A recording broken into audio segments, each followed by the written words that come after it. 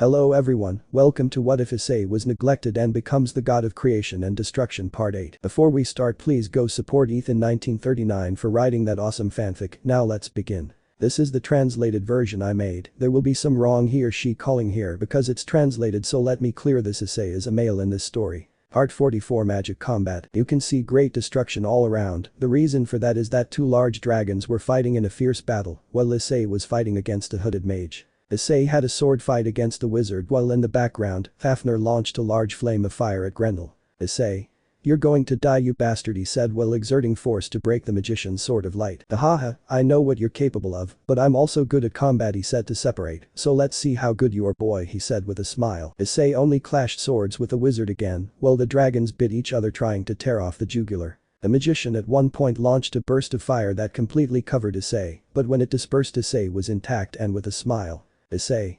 Don't you know that dragons are immune to fire, idiot," he said as he took out his dragon wings and his pupils became slanted. In the blink of an eye, Issei kicked the magician, making him cross several walls, while Fafnir, with one blow, sent Grendel flying, sending him to his master. Issei and Fafnir fell into a tailspin while delivering a powerful blow to the jaws of their respective adversaries. They both just fell to the ground while they saw both enemies get up. "Grendel. You bastard, hahaha, it will be fun to devour you," he said while drooling and having a crazy smile. "Issei.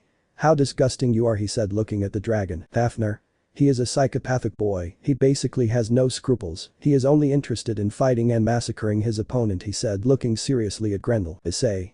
Well, they say that pets look like their owner, maybe that idiot spoils him a lot," he said looking at the wizard. "How about we teach them a lesson?" "Fafnir. Hahaha, it will be a pleasure to kick that crazy bastard's ass," he said as flames came out of his mouth. "Grendel. Well, come here, idiot, I'll wait for you." The dragons roared, so they charged at each other again, this time with the advantage that Fafnir had damaged the dragon's right eye with his claws. Issei only raised his right hand to launch a powerful flare of black fire that engulfed the magician. The mage only covered himself with a barrier, but the flames still caused great pressure on the mage, making him fall to his knees. Issei raised his left hand to create a sword of light and launch it at the wizard. He only dodged the swords, but Issei got to his side, giving him a big blow to the face, crashing him against a wall. Issei just smiled, but at that moment he saw Fafnir being crushed by Grendel as the evil dragon sank its teeth into Fafnir's shoulder. Issei quickly created a giant fist made of shadow to hit the dragon's jaw, knocking it away from Fafnir. "Fafnir. Thank you," he said while Issei healed Fafnir with his flames. Grendel stood up and Issei Fafnir saw how his jaw was broken and he was hanging as if he were a puppet. "Grendel. Naja bad aho, it hurt me," he said trying to speak, but his jaw was sure to hang, causing Issei to shiver. "Issei. Damn, and to think that you were already ugly and disgusting before," he said looking at how his jaw was hanging. Issei was ready to finish killing the dragon, but at that moment the magician stood up to stop the dragon and Issei and Fafnir. "Stop, Grendel is enough," he said looking at the dragon. "Grendel. Peiho, I want to piss them off," he said looking at the magician. "Do you want to be a corpse again? You're still in the tuning stage." "Sona. Corpse. Tuning." At that moment a magical circle of communication appeared in the magician's ear. "Yes, okay, Sai, that's fine, hanging up, apparently the white is bothering too, so next time we'll finish this." "Grendel. Fafnir Japrajimaj as Timatahe Fafnir, next time I will kill you," I try to say. "Issei. I'm sorry, it's better to talk without having a whistle in your mouth, idiot," he said mocking Grendel. "Haha, well, since you've come this far I guess I'll give you a reward by showing my identity," he said with a smile. At that moment the magician took off his hood showing his grey hair along with a mocking smile. "My name is Euclid Lucifuge," he said with a smile. "Everyone. Lucifuge. Issei. Sorry, who?" he said confused. "Hey, you look like Graphia," he said looking and analyzing the man's face and hair. "Euclid? Yes, in fact that useless girl is my older sister and I have a message for her." "Sona. So you are Graphia Sen's brother, that explains why the magicians passed through the town without being detected," he said, looking at the grey-haired man. "Issei. Ha, wow, I didn't think you were Graphia's little brother," he said looking mockingly at the magician. "What do you want to throw a tantrum? Because your sister stole your bottle when you were little," he said looking at the man who only got angry because of what the albino said. "Euclid. Shut up," he said looking at Issei angrily. "I promise you that next time he will kill you." "Issei. Many have tried it, man, now those people are food for worms," he said with a smile. "Euclid. Ha, don't compare me to idiots, but hey, we'll see you another time, hybrid," he said to disappear in a magic circle. The boys calmed down, but at that moment they felt a great tremor as they saw how everything was falling apart. "Issei.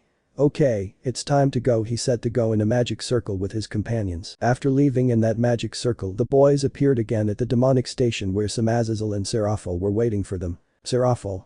Iced tan, he said, hugging Issei when he saw him. They didn't hurt you, right, she said, worried about Issei. Sona. I'm fine too if you mind, sister, he said, looking at her sister, checking Issei's body from head to toe. Issei. We're fine, thanks for worrying about me, Sirachan, he said, calming the girl a little. Azazel. It looks like you had fun here. Several people were terrified by the pile of corpses you left behind, she said, looking at the fact that there were still some corpses to be collected from the place. Issei. Yes, well, they asked for it. I'm Skip. After explaining what happened to Azazel and the others, they were somewhat surprised by the information, although they were a little discouraged since Grafia would take what her brother did very badly. I'm Skip. Issei's house mansion. Tiamat. That you fought alongside Fafnir with, Grendel said, surprise. Issei. Yes, it wasn't that bad, she said simply. Eerie. And not only that, she broke his jaw with one blow, she said, still replaying that memory in her mind. Hella. And you broke his jaw too, that is incredible, she said, surprised. Issei. It wasn't that bad, I still don't know why the surprise, it's not the first time I faced dragons, she said simply. Yui. Master is much more complicated than that. Lin. Let's say evil dragons are more special and powerful than you think. Issei. Special and powerful. How much? Red.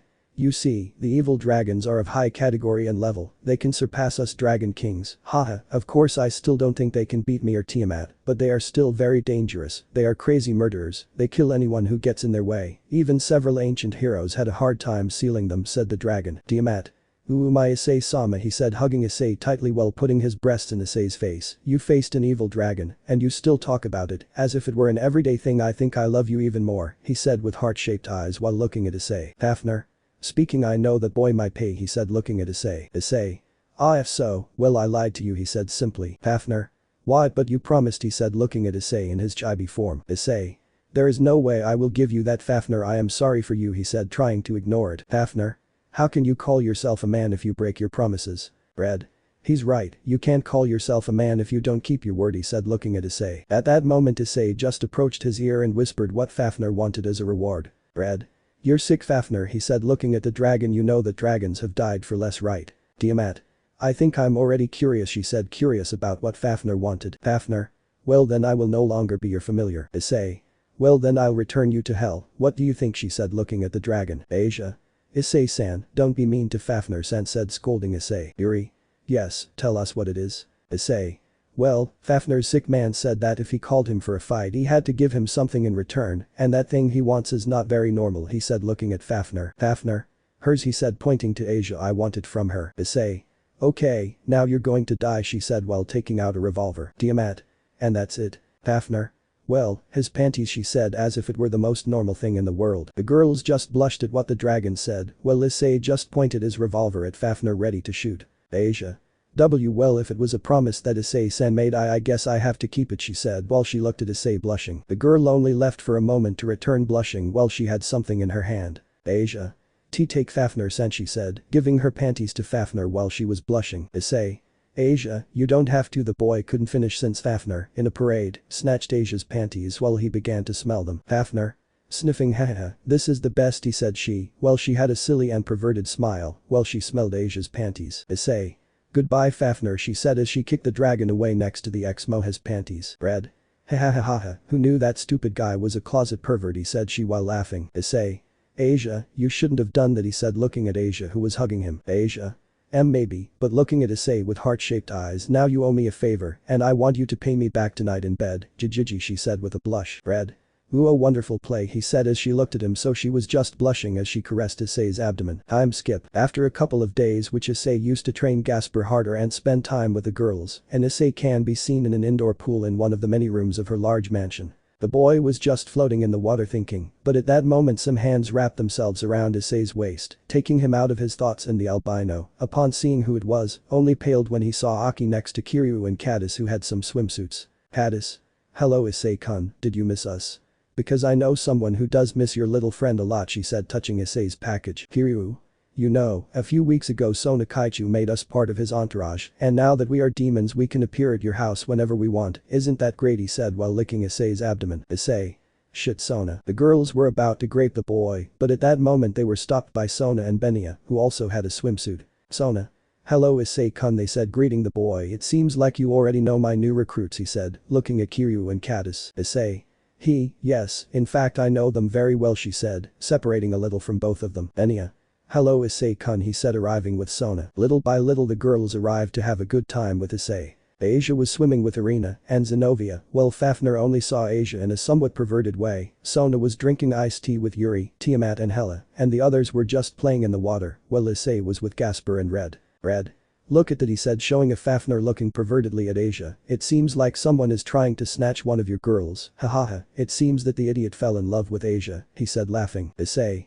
If he tries to do anything to him I will send him to hell with Samuel, but for now I will just leave him," he said, looking at Fafnir drinking the water where Asia was like a total pervert, although it makes me a little sad. "Asia.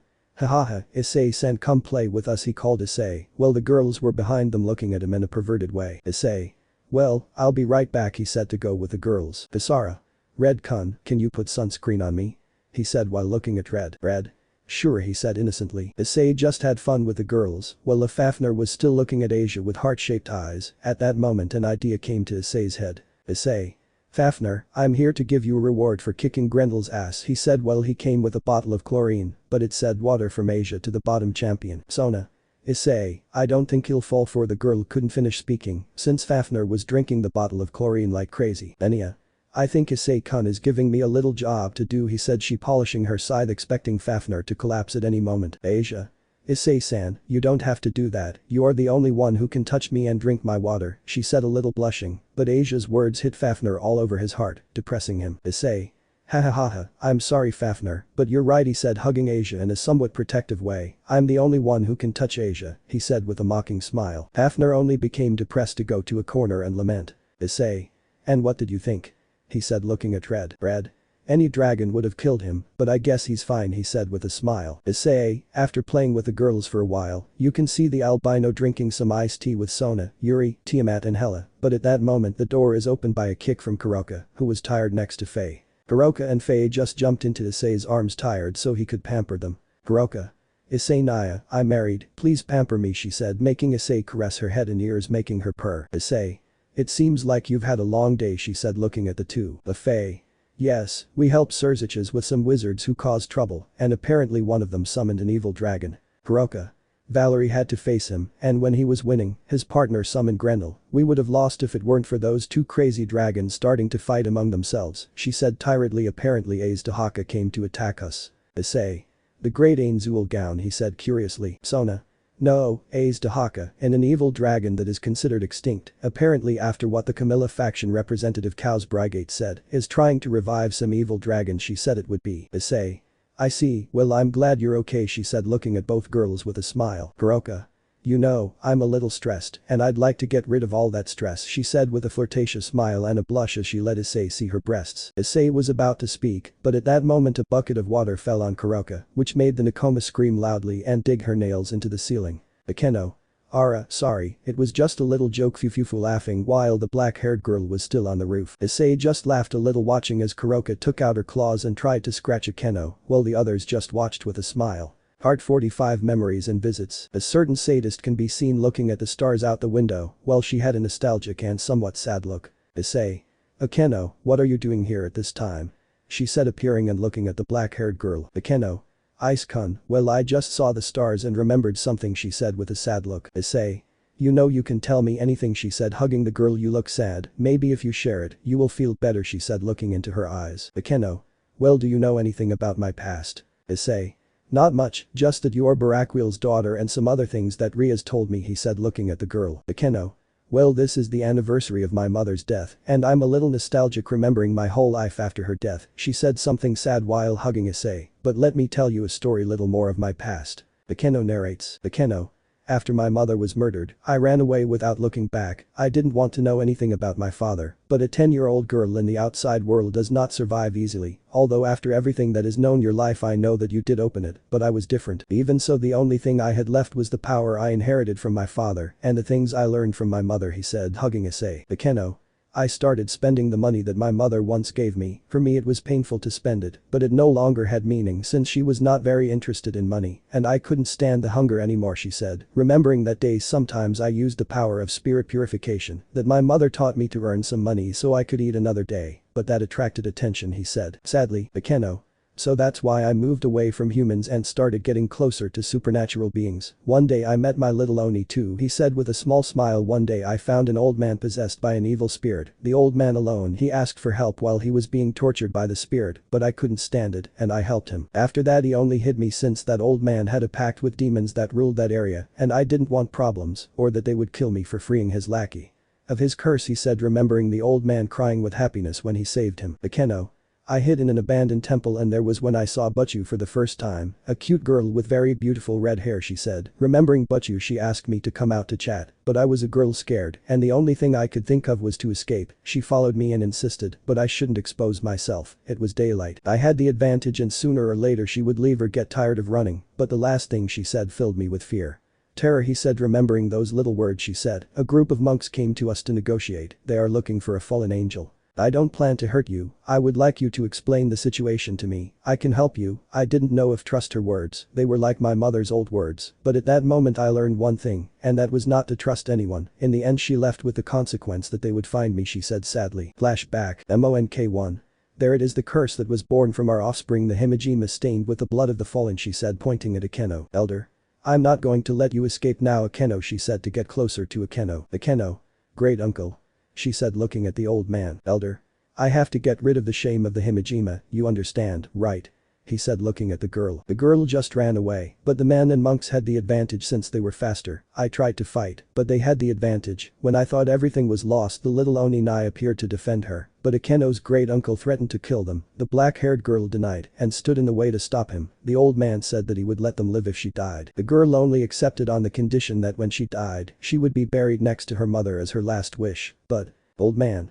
I'm sorry, Akeno, you know you can't do that, you are something that should never have existed, he said looking at the girl. The girl, upon hearing that, only let out a few tears so that her eyes would lose their light. Akeno.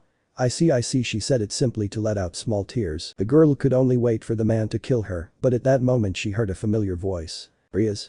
Stop, he said, drawing everyone's attention. I can't allow that, so stay away from her, you dirty monk, she said as she appeared next to several demons. When the girl looked at Riaz, she could only recover the light in her eyes while she saved her. And flashback. Akeno.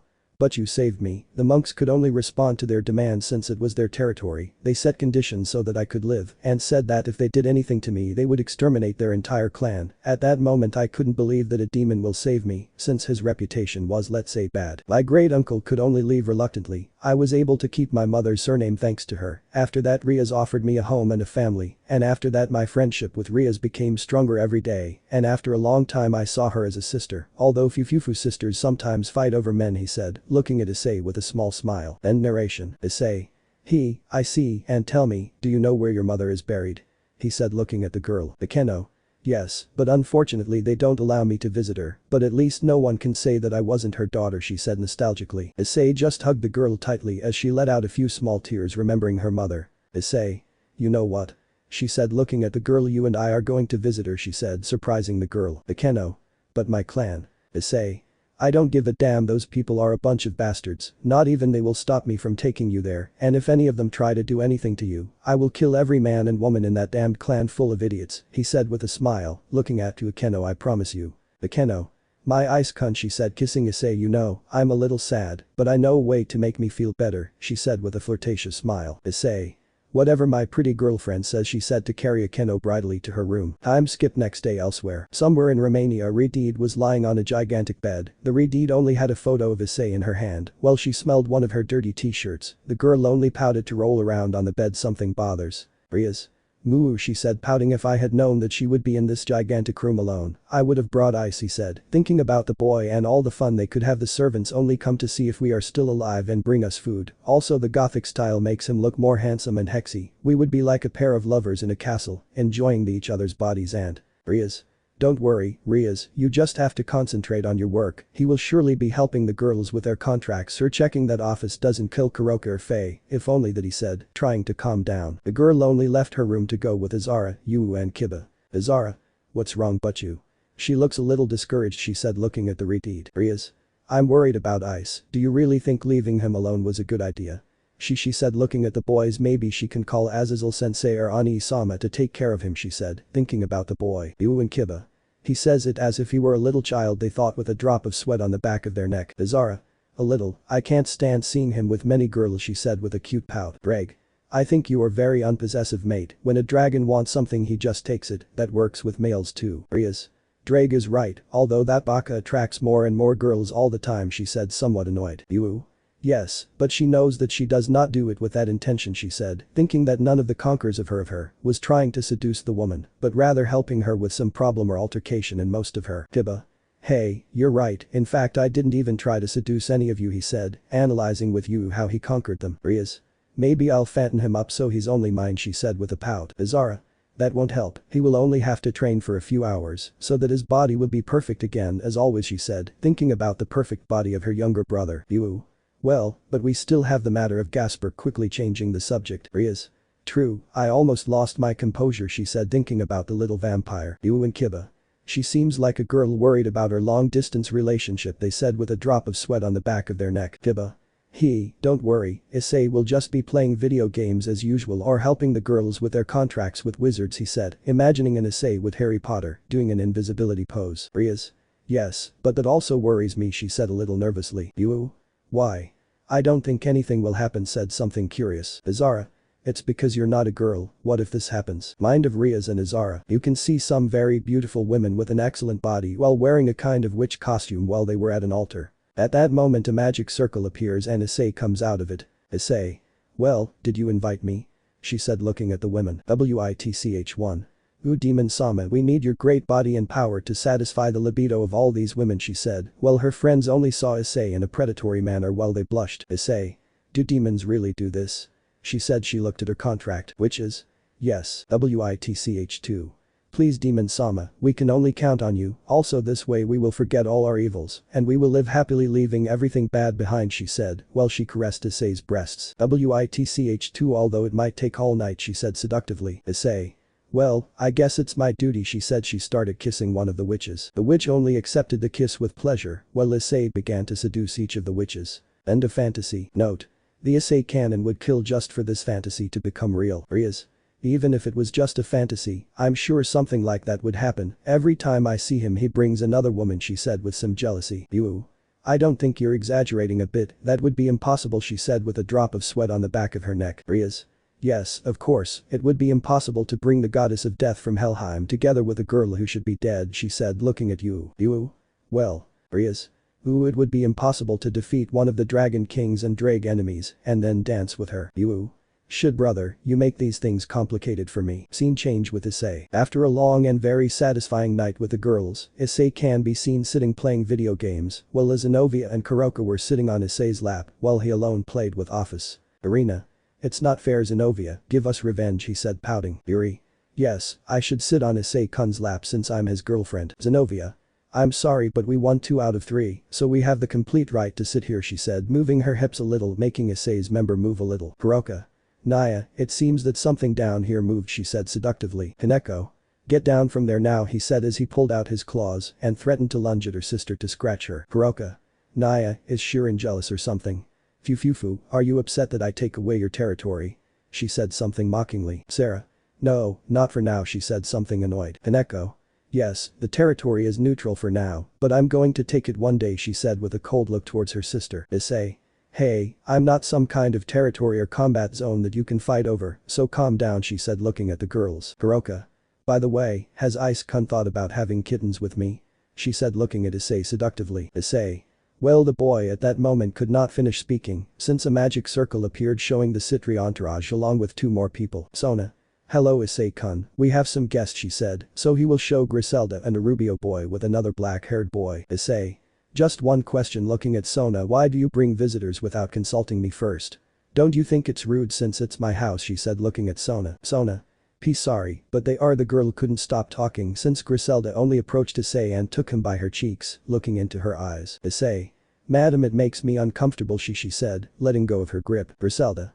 This is beautiful, she said looking at Issei. It's a pleasure to meet you, Issei-sama, the entire underworld and heaven is talking about you. It's a true honor to meet my future king and god, she said, bowing to Issei. Issei. Yes, Sona, who are they and who is the eggnog nun, he said, pointing to Griselda. Griselda. "Ah, sorry for my rudeness, and no, I haven't made drinks like that since my youth. It's a pleasure. I'm Griselda Corda, the queen of Gabriel the Seraphim. I'm also Zenovia's former tutor. It's a pleasure," she said with a beautiful smile. Issei. He, also Miss Griselda, she said, kissing her wrist like a hare. Griselda. Ara, so young and so chivalrous, she said, somewhat blushing at Issei's action. Zenovia only stood up to tell them to sit up very formally, which made Issei look at her somewhat mockingly. Griselda. "Well, sorry for our very inopportune visit. I was very curious about who would be the new king of heaven and hell, as many murmur, so I took advantage of the fact that I asked Sona-chan to bring us," she said with a charming smile. Well, two young men accompanied him, one with blonde blue eyes and the other with black hair, but this one had a huge black dog by his side. "Nice to meet you," said the blonde in priest's clothes. "My name is Dulio Jesualdo," said with a smile. Issei. "Damn shitty name," she said, thinking out loud, making the blonde a little depressed. "Sona. You're the Joker, right?" she said, looking at the blonde. Issei. "Joker? No, I don't think so, it doesn't seem like it, you must be wrong." Sona. "It's not that, he is the reincarnated human with unparalleled strength. It is said that he is the trump card of the angels," he said, looking at the blonde. Red. "Someone said that there is someone with unparalleled strength," she said, appearing on the scene with Kisara. Kisara.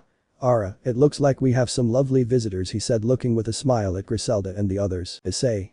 "Okay, it's already making me nervous that you guys are always together," he said, looking at both of them. Julio. "Wow, the great Red, it is a great honor to meet the king of dragons," he said, looking at the dragon. Red. Yes, whatever you say, but they said you were very powerful, is that true?" he said, looking at the blonde. Julio. "That's right, Mr. Red, I'm very strong, but..." Red. "Ha, well, I haven't fought with anyone who could withstand a couple of my blows other than Issei, so get ready," he said to try to attack the angel. Griselda. "Ara, what makes a dragon so annoying and rebellious in her home, Issei-sama," she said, looking at Red with some disgust. Red. "Who are you calling an annoying busty nun dragon?" he said to try to attack both of them. Before he could touch them both, chains appeared to trap the dragon, surprising Griselda and the other two guests. Issei. "Red, I told you can't do that. I don't care if your bucking dragon instincts tell you you're in my bucking house and you won't cause a disaster, or else I'm going to kick your ass and send you back to the dimensional rift," said annoyed. Red. "Hi," he said, something scared. The boys were just shocked by Issei's change of attitude and how easy it was for him to stop the king of the dragons. Issei. "Sai, forgive him, as you must know, dragons get excited when strong people are around," he said, while watching Office kick Red in the face while he was still chained to the ground. Griselda could only smile while the blonde in priest's clothes looked at him with some curiosity. Griselda. "Ara, you are just like him," she said, looking at Issei, although with a change in attitude. Issei, before he could ask, noticed how Akeno looked at the black-haired man who was accompanying Griselda, but before the nun could introduce him, Kuroka spoke. Kuroka. "This is weird, Naya. Valerie would be happy to see you if he were here," he said, looking at the black-haired man. Issei. "Acquaintance of yours?" Kuroka. "He is /dog, the possessor of the Canis Lycaon, the third person to force Vali to use his Juggernaut drive, Jijiji. The first would be you and Azara-chan, but if we talk about species, he would be the first human before Cao Cao." Issei. "I see," he said, looking at the boy dressed as a bartender. "It's a pleasure. My name is Yusuk Tobio. I came on behalf of the former governor Azazel. This here is Jin," he said, pointing to the dog. "My sacred gear is its own entity, so it has its own instincts, I hope, and we get along well," he said with a smile. Sona. "The two best pieces of the factions, this is very interesting." Tobio. "So Issei-san, can I ask you something?" Issei. "Let me guess, you want to face my truth?" he said, looking at the boys. Julio. "How?" Issei. "That would be the only reason why the best warriors of Grigori in heaven could come to see me." He, "Okay, but," he said while snapping his fingers, making his suit appear next to Yui and Lin, "I won't be nice to you," he said with a sadistic smile. Griselda. "Ooh, the weapon created by the king of demons and god," he said, looking at the two swords girls on Issei's back. They both took their human forms to see Griselda. Yui. "Nice to meet you, Griselda-san." Lin. "It is a pleasure to meet one of the pieces of my creator's daughter," she said, bowing next to her sister. Griselda. "They are so beautiful," he said, hugging both girls. "You can see that they are legendary weapons, they are very cute." Akeno. "Well, we better put up a barrier since this battle is going to attract the attention of many." Sona. "It will be the best." Fafnir. "Asia-tan, please stay behind me," he said, trying to protect Asia. Asia. "Sorry, but I prefer to be with Issei-san." Fafnir-san, she said, hugging Issei, which made Fafnir depressed. Issei. "Fafnir, stop being so stupid and faggot and find another girl, so he'll never pay attention to you," she said, looking at Fafnir in a corner with a depressive aura. Red. "I want to fight too," he said with emotion. Issei. "No, that won't happen, and if you do, you'll probably get carried away and destroy the barrier," he said, making Red depressed. Office. Haha, you're pathetic, he said looking mockingly at Red. Griselda. Issei-sama is friends with several dragons, she said looking at the 3 dragons. Issei. Well, I'm one too, and so is my sister because of Drake's idiot, she said, thinking about the dragon inside the booster gear. Tobio. You're also a dragon. Issei. I'll explain it to you later, now we're going to fight before I go to sleep, he said something boring. Yuri. Jijiji, do you want us to sleep with you, he said in a flirtatious manner. Issei. I better stay awake. Art 46 Monster Combat. Harmilia Territory Cafeteria. Azazel narrates. Azazel.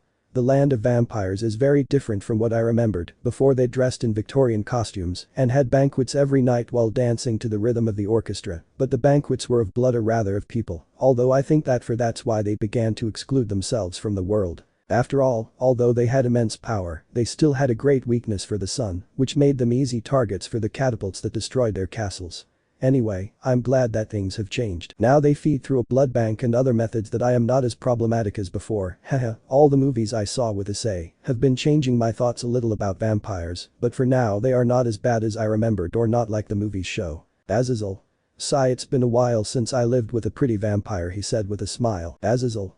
The territory is covered by a thick fog that prevents the sun from passing through, and that makes it very cold, although since they are vampires they don't feel it. I only went out for a while to clear my mind a little. A while ago that Riaz along with Azara, Yu and Kiba have not returned. I am starting to worry a little. Although they are with Azara who has a lot of power, I can't help but worry. Maybe she will call her Prince Charming to go rescue her princess, or in this case, Princesses. Sigh, I'm getting too old for this. I just wish I was in a bar drinking with a boy, and maybe with Surziches and Ajuka, he said thinking with a small smile. Azazel. The Teeps territory is not very far from here, in fact they have a direct road, but its borders have been guarded since the conflict between those 2 clans. That reminds me, the ruins of the Uren castle is also in this country, maybe go and learn a little more about Azara and Issei's ancestor. End narration. Azazel was still in his thoughts, but at that moment he heard a familiar voice that took him out of his thoughts. Valerie. Did you miss us, he said drawing Azazel's attention, while next to him were Biku and Arthur. Azazel. Haha, not really much, but I see that you do to me, he said looking like a vampire who was supposed to watch over the boys was knocked out on the ground. Biku. When we leave he will wake up peacefully, he said looking at the knocked out vampire with a mocking smile. Azazel. And tell me Valerie, what did you think, Ozzy Dahaka? Valerie. It was better than Pluto, somewhat more entertaining, he said with a smile. Biku. Are you entertained? They almost killed me more than once. It's been a long time since I fought like that. Evil dragons are very dangerous, he said with a shudder. Valerie. Yes, but I heard that Issei fought against one, in fact against Grendel, he said thinking about the boy. Azazel. Haha, if in fact he broke his jaw it was a blow, he said surprised to the 3. The 3? What? Azazel. Well, he fought against a wizard and used Fafnir against Grendel, but when Grendel had Fafnir on the ropes, Issei hit him with a blow that broke his jaw, he said, imagining the scene of Issei breaking the dragon's jaw. Valerie. Really, so the wounds Grendel had were from Issei and Fafnir? Azazel. Haha, yes, and he also faced 400 magicians, 200 golems, 64 familiars and even legendary beasts that would devour men with a single bite, and even evil beasts that were supposed to be extinct. Well. Now yes, they are extinct, he said, thinking about the boy who was proud of him. Each one of them is dead, only one survived, and he is totally traumatized because of Issei, he said, while looking at the silver-haired girl, who was just blushing. Valerie. Someday I'm going to buck him, he said with a blush and a perverted smile. Iku.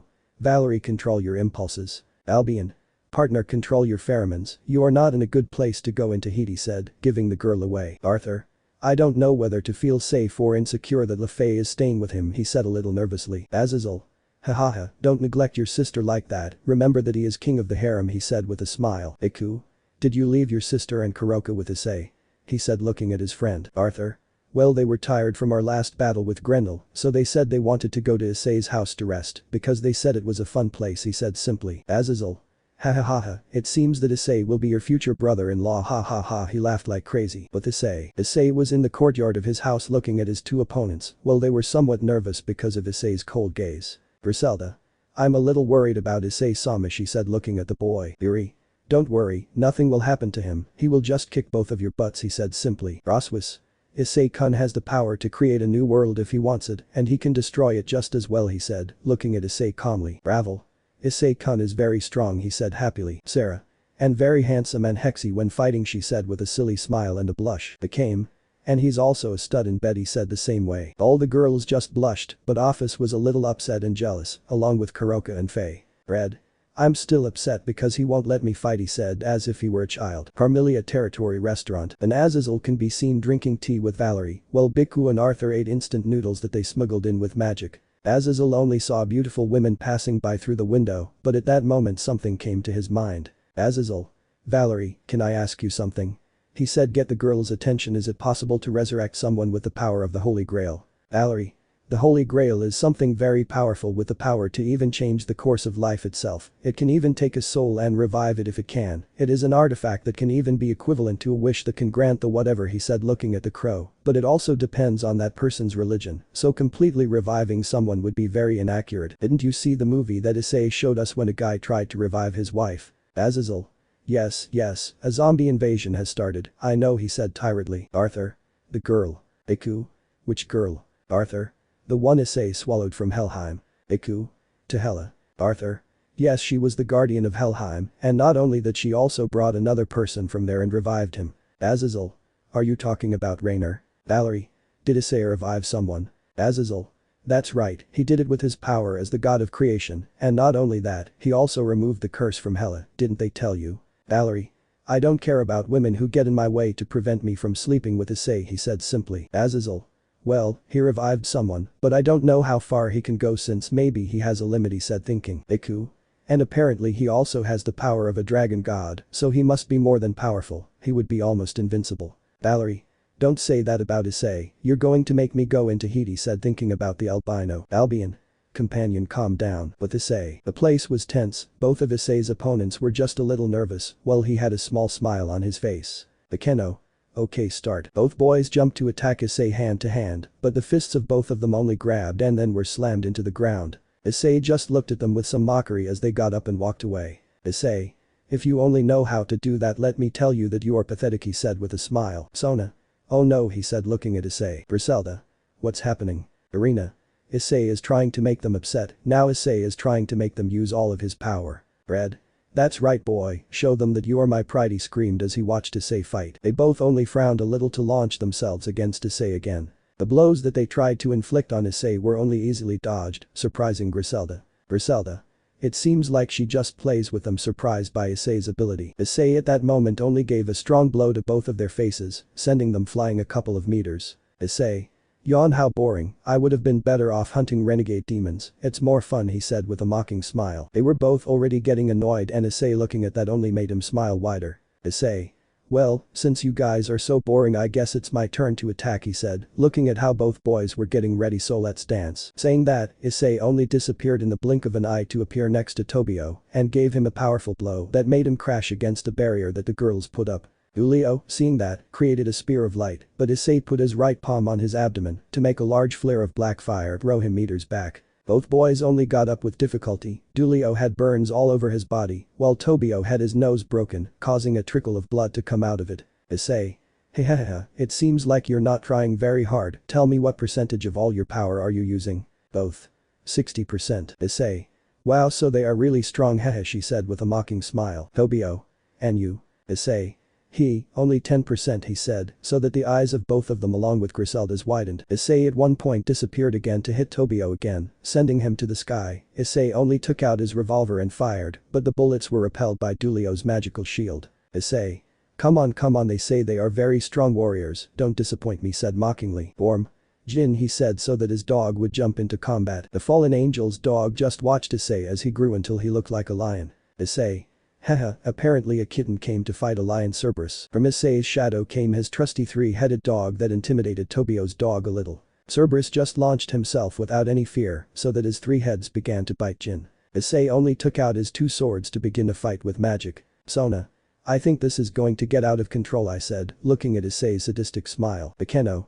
I think I got wet, fufu, he said looking at Issei's smile. Issei rushed at full speed towards both of them, while they only created a spear of light to defend themselves. Issei went against Julio, clashing attacks, both just looked at each other, while Issei used more force, burying the angel's feet a little in the ground. Tobio took advantage of the fact that Issei had his back turned to him to hurt him, but Issei saw the fallen man's attack coming to block it with Lin. Issei. Hehehe, this is getting fun. Issei's pupils at that moment were torn so that he gave a big push, claiming both of them. Issei, when he pushed both boys away, only smiled so that the boy made a small cut on each of their cheeks. Issei just looked at them both with a smile. Well, they did not understand the reason for the smile, but at that moment they felt how his entire body collapsed. Issei. Sheathing both swords, thousand divine cuts. When the swords clicked, everyone could see how the bodies of both were filled with cuts, while large jets of blood came out of both of them. Both boys just fell to the ground while bleeding to death, and Issei only saw that with a smile, that for a certain black-haired woman was beautiful. Issei. Looks like I won, he said, also looking at Cerberus having defeated Jin. End music. Issei only raised his hand to heal them both with his flames, leaving them as good as new. Griselda. That was very surprising. Eerie. Wow, I never saw Issei do that attack, he said. Well, the boys only saw how Tobio and Dulio were depressed by their defeat. Issei. Yes, I created it a couple of days ago, he said with a smile. Griselda. This is everything I had expected from the next king of the Archangels, she said looking at Issei. Red. Ha ha ha ha ha ha, I'm so proud of you, boy, he said with a big smile. Hisara. Well done, Issei said happily. Akeno. Ara, I really like that charming smile, she said while hugging Issei's chest. Could you show it to me alone? He said in a flirtatious tone. Issei. Haha, maybe another day, he said looking at the other girls who were jealous. Dulio. It was a good battle, he said bowing a little to Issei. Tobio. Likewise. Issei. Haha, yes, well you guys have a long way to go to beat me, but maybe I can help you. He said looking at both of them. Both. And Issei. Issei. Sure, besides I'm not the only one who wants to see how strong they are, he said pointing at Red. Red. Ha, of course, I would like to see what they are like after our training, surely all their skills will evolve and they will be much stronger, he said with a smile. Both. Yes, please help us improve our skills, both said. Issei. Sure, but for now just rest. Tobio's dog just looked at Cerberus with admiration, while Cerberus just stroked his head a little with his paw. After that the boys just went to rest from their long day and also got to know Issei's three guests a little better. Part 47 Little Love Story. Hours before the Battle of Issei, you can see one girl looking at herself in the mirror while she was surprised. When the girl saw her hand, she saw how she was rotting. Little by little, she noticed how she was pale and her bones were visible. Further. Hella.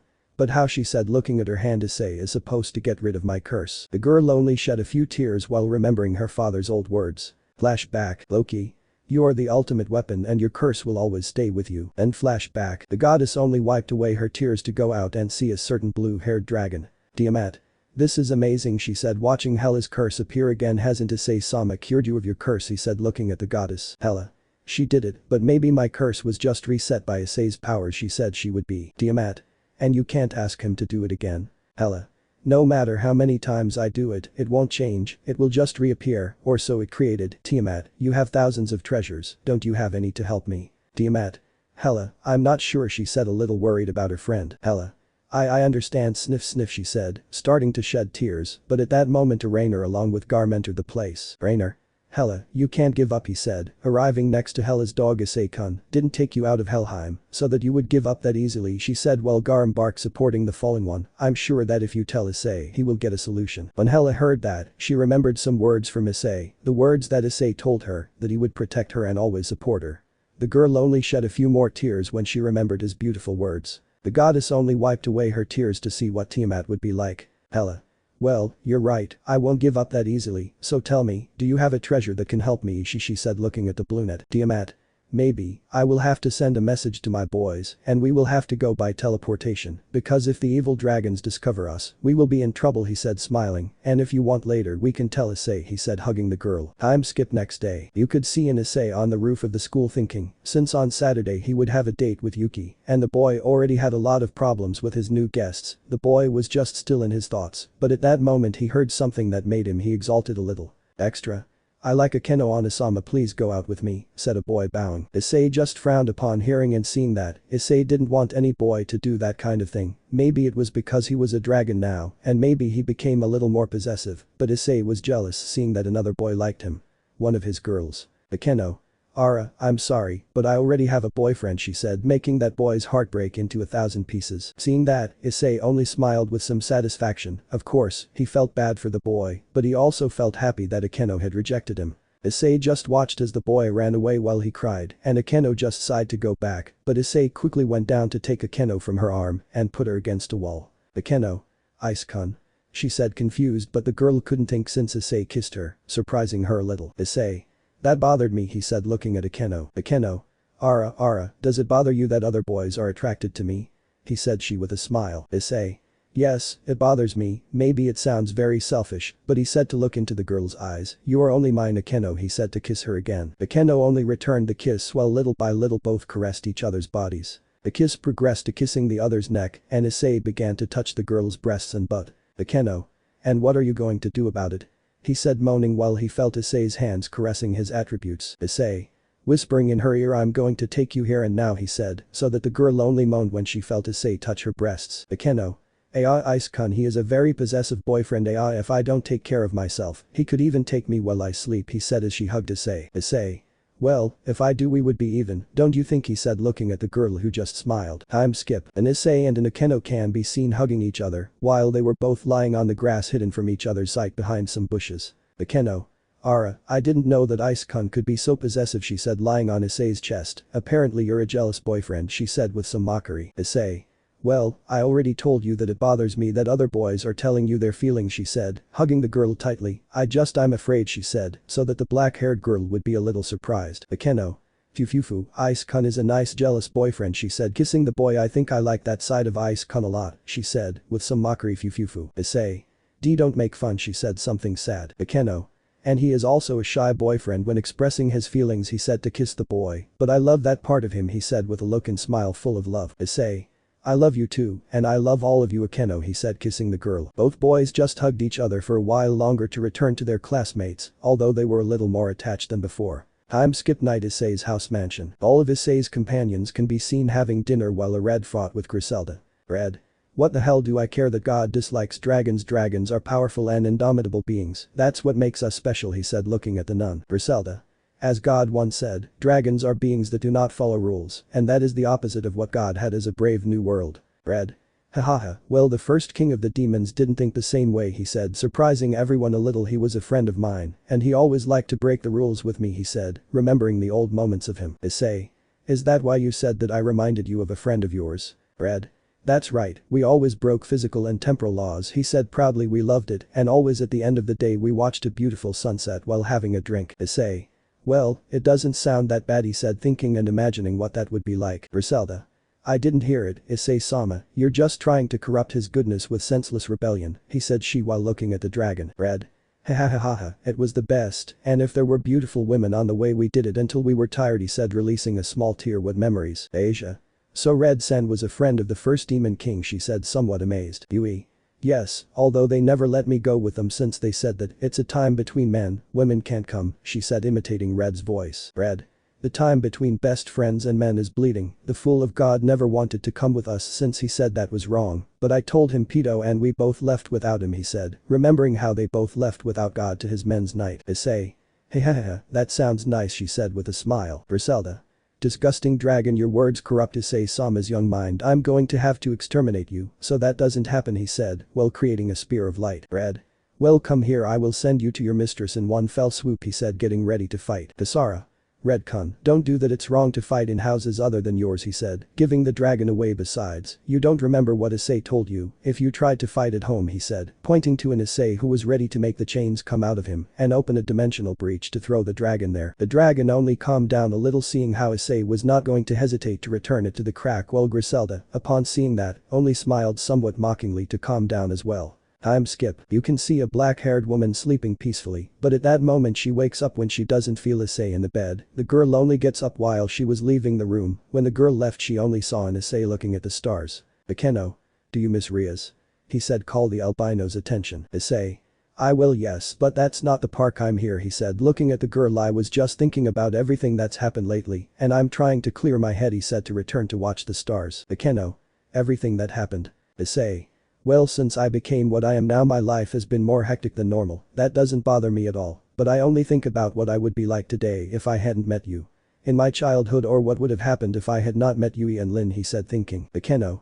Well, maybe you would have been a normal boy she said approaching Issei just an ordinary boy or something else, who knows. Issei. Yes but tell me Akeno what did you feel and think when that boy confessed to you? He said looking at the girl. Akeno.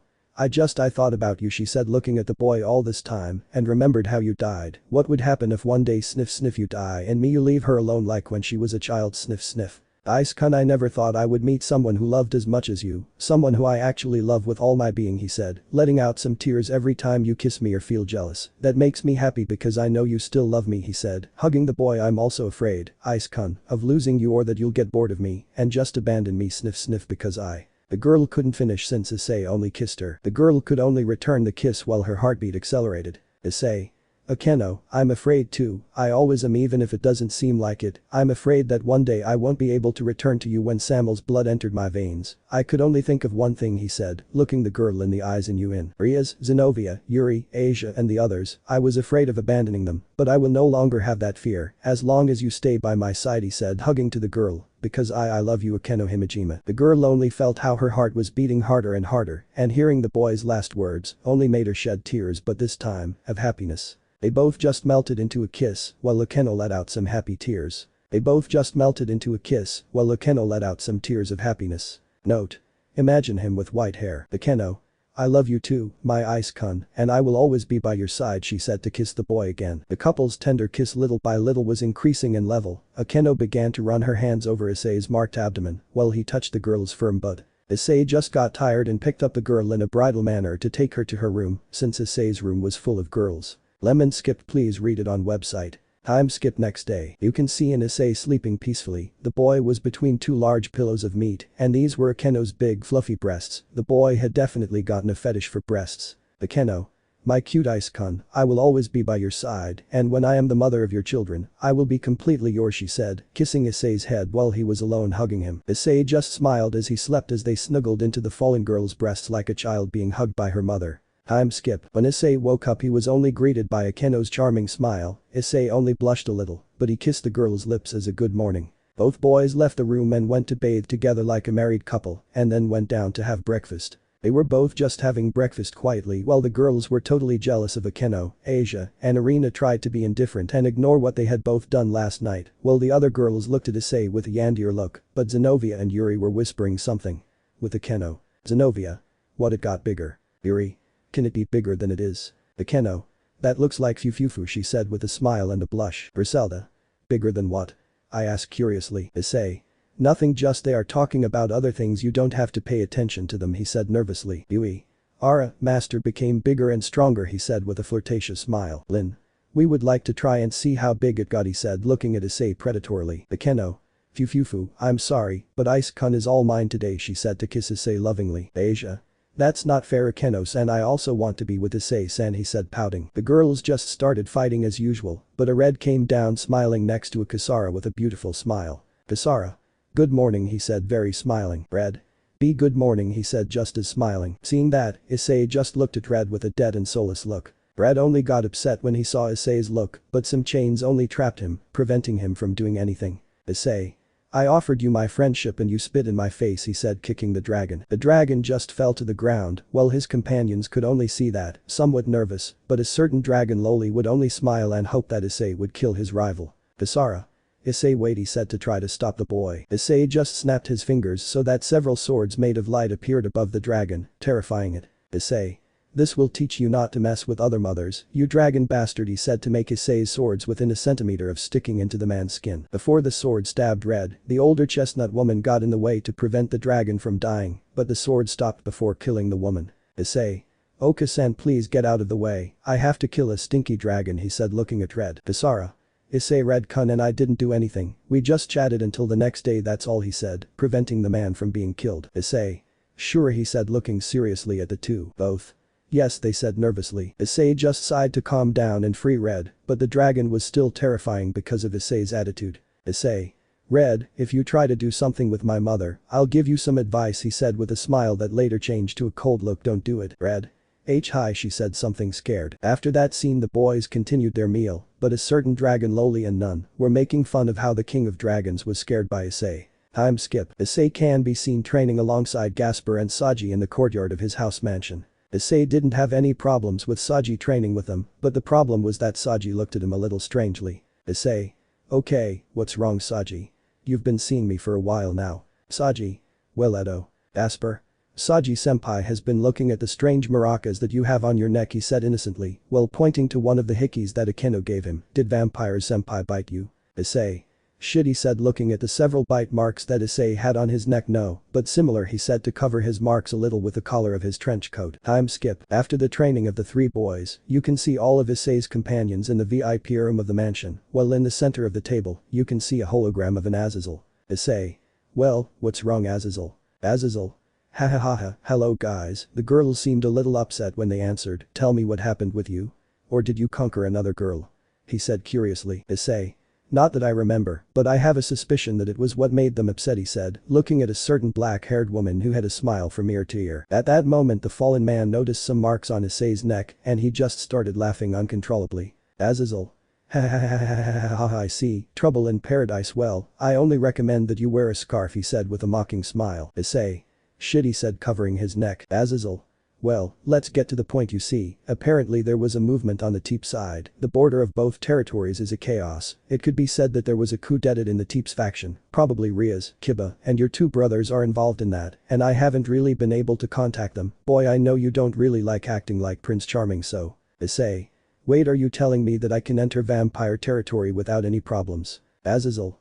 Yes, why? Issei at that moment only smiled to snap his fingers. The entire suit he wears had changed to a more formal and much older but elegant one along with a hat, but what made him look special is that he had a crucifix as a necklace, while his revolver had a cross drawn on it, and in his pockets, although they were not visible, he had some stakes stored. Issei. And what are we waiting for, he said with a smile. Elsewhere, you can see three female figures on a mountain. The change of season had hit that area, and you can see how the snow was falling, while steam came out of the mouths of the three female figures as they sighed. At that moment a girl with a spear appears and threatens the mysterious female figures. Yumi, what are you doing here? You know where they are, right, he said pointing his spear at the hooded women. Hella. Of course we know, he said while his dog growled at the girl with the spear. Calm down, Garm is a friend. Yumi. Garm. You are the goddess that this Issei hyoudou took out of Helheim, she said surprised. Hella. Is this how you receive your guests? Yumi. Sorry, Tiamat-sama doesn't have many visitors. The last thing he told us was to kill everyone who entered his territory, but tell me, did that boy do something bad to Myoju-sama? She said she worried about Tiamat. Hella. Well, you could say yes, but she has said many more things to him according to what I heard, she said a little blushing. Yumi. If he did something today too. The girl couldn't finish speaking since she heard a familiar voice. Tiamat. That's enough, Yumi, put down your spear, she said coming next to Rainer, while she was dressed in a somewhat revealing but hexy set of winter clothes for anyone to see. Yumi. Tiamat-sama, she said, somewhat blushing at how her mistress was dressed. Why does she dress in such an indecent way? Tiamat. Do you like it? She said modeling her clothes. I wanted to use it for Issei in winter, but I think I'll give him a surprise when she comes back, she said, imagining Issei tearing her clothes to take them. Yumi. Mu pouting Issei hyoudou, you will pay for corrupting Myoju-sama. In another side, in a room you could see a group of monks dressed in black robes with a pentagram in the center, while they lit black candles and made dark chants.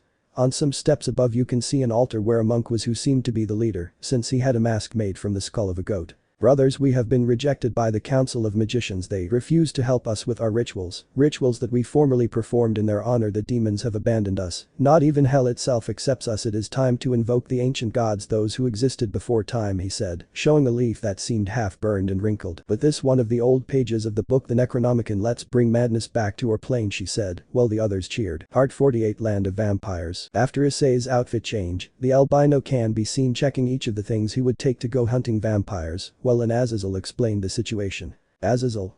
According to the senior leadership of the Carmelia, apparently, the person who leads the Teeps was replaced after the coup. Dead. Apparently the head of the Teeps house escaped from the capital, he said seriously. Akeno. For the head of the Teeps house to have to flee, it must have been something big to force him into that. Sona. It is most likely that Chaos Brigade will intervene due to the Holy Grail incidents. He also said it would be. Azazel. If the Teeps clan and Carmelia avoided contact with the outside factions to solve their problems, but Chaos Brigade took advantage of the situation to infiltrate, although it would rather be the first time, he said a little tired. Anyway, I am planning to enter the Teeps territory from the Carmelia base. It seems I need your help, he said looking at the boys. Issei. Hehehe, and when not? He said with some mockery. Sona. Are you sure about this? He said looking at the albino next to Gasper, that they had several items while making a list that said vampire hunting items, while Asia, Irina and Zenobia watched with curiosity, while Issei only had an indelible smile on his face. Irina. Issei-kun, crosses can hurt others, remember that they are demons, she said, while the boy held a crucifix in his hand. You are too, but since you are also an angel it doesn't affect you. Issei. True, you're right, I guess I'll just take the garlic, the holy water and the silver, he said, while seeing everything in the multiple pockets of his trench coat. Asper. But senpai doesn't have any money, he said, looking for the money. Issei. I have it right here, he said, pulling out the revolver from him. It is made of silver and other materials, and its bullets covered with lightning bolts will make it a lethal weapon for vampires, he said with a smile. Well, Gasper had a shiver. Calm down, Gasper, I won't shoot you. Sona. I don't want to be the bad guy, but you can't wear that, he said, looking at Issei, who was getting sad. We will go through a kind of airport, and if the vampires see you with all that, they will think that you are some kind of terrorist who will try to massacre them, he said, so that Issei would be discouraged. Azazel. That's right, boy, sorry, said while Issei was just discouraged, using Roswis's breasts as pillows to vent. Girls, please check your luggage, so that you don't carry anything strange or something that could start a war. As for the others, I will ask them to stay here. The Gremory group and arena will be enough. When a dragon leaves its nest, someone could enter to look for its treasure. So the Citri along with Joker and Dog should stay at home and an alert. Issei. We have 2 of the Dragon Kings at home, and also a very good exorcist, along with 2 of the best warriors in the entire supernatural world here, so whoever enters would have to be presumed dead, don't you think? He said, looking at the fallen man, who only laughed. Griselda. I understand, Dulio, I'm sorry to ask you this even though you're on vacation, but we need to defend this place, he said, looking at the blonde. Dulio. No problem, it will be an honor to protect the house of the future king of the archangels, he said with a smile. Sona. Would Azazel allow my new servants to accompany you? He said, looking at the fallen one, while Benia, Kiryu, Caddis and Rugel. Azazel. Sounds good to me, his powers could be useful, he said, looking at those mentioned. Time skip. The boys prepared for their adventure, while one Issei had a big smile again, as he just had to create a kind of pocket dimension in the shadows of him, according to Yui and Lin, and so he could carry his items to hunt vampires. Some time later they got ready with some fresh outfits for the weather that according to the fallen one awaits them. Ravel, Office, LeFay and Kuroka said goodbye, saying that they would take good care of the place, but Issei did not trust them and made some rules before leaving. Issei. Well said, while looking at each of those who will stay at home. Sona, you are the most responsible, and I am sure that you can control the place, so I will leave you in charge, he said, so that the girl with glasses nodded and blushed. First rules, listen to Sona. Second rule, she said, looking at Office. Griselda and Red, I don't want any disaster here, and if they do I hope they at least repair the damage. Third rule, at no bucking moment do I want to see that when I return, instead of finding my house, I only see a crater. Understood, she said, looking specifically at the dragons and the exorcist nun. All. Hi, Sona. Take care of yourself, she said, to hug and kiss Issei with love. Issei. Don't worry, I'll come back to be with you, she said, to return the kiss. Ravel. Issei-kun, I have something for you, I said, to take some phoenix tears from his pocket. Ani-sama gave them to me for you. He sent them when he found out that they were going to Romania, he said, giving him the tears. Issei. How strange that he gives me things like he is, she said, crying. And why is this? Ravel. Ani-sama said, if that irresponsible fool dies again and makes my little sister cry, I will revive him and kill him myself, she said, imitating her voice. Issei. Hehehe, I understand. Well, tell my little brother-in-law that thank you for the gift and for worrying about me, she said happily, to kiss the phoenix before leaving. Office. Issei, the evil dragons are strong and persistent, so be careful, I said, looking at the albino. Issei. Okay, I'll have it, she said, giving the dragon a small kiss on the forehead, which made her blush and look away from her. Red. Come back soon, boy. Desara. Goodbye, Issei, we will miss you, they said while she was hugged by Red, as if he were her husband. Issei. The type of relationship you have already has me nervous, she said, looking at both of them, and then sighed. Time skip. Scene change. Romania. You can see an Azazel waiting with a little blonde vampire for our protagonist and his friends to appear. Azazel. I understand that there are guards there, but what about those brats who are outside? She said, thinking that there were several young people in some parts of the surrounding area where they were. Ilmenhold. It can't be helped, it's a very high-ranking nobility clan on the side of our faction.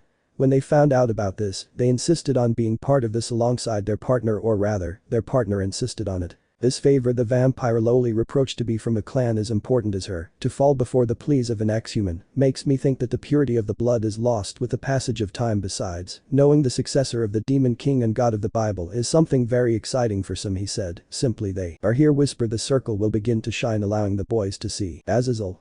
Haha, it's good that they arrived, but Issei. She said without being able to see the boy. Issei's companions only moved aside so they could see an Issei in a vampire hunting clothes next to a hat while he had a smile. Issei. Here I am, she said with a smile. Azazel.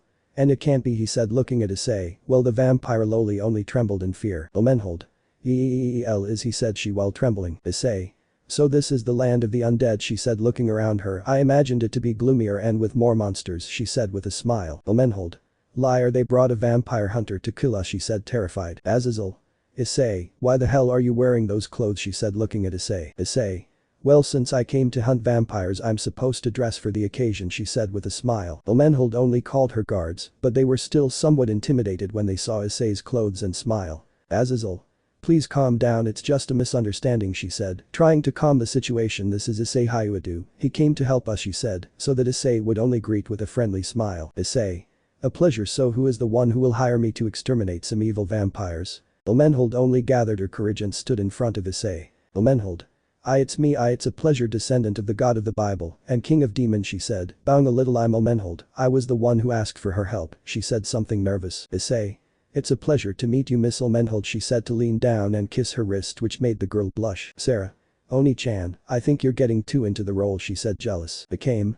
Yes, she said just as jealous. Change of scene. Outside a medieval tower with a snowy field you can see some guards guarding the entrance while two silhouettes sat on a rock. Are you sure that person that everyone in the yokai world is talking about will come? Will he? I know him very well, he is very stubborn, he said looking at the landscape. Let's see if he became as strong as the rumors say, he said, while seeing a hat next to a head of albino hair appearing in the distance. Here it is. With Issei. An Issei can be seen smoking a cigar while he walked alongside the vampire Loli. The Keno. I didn't know that Ice-kun smoked, she said looking at Issei. Issei.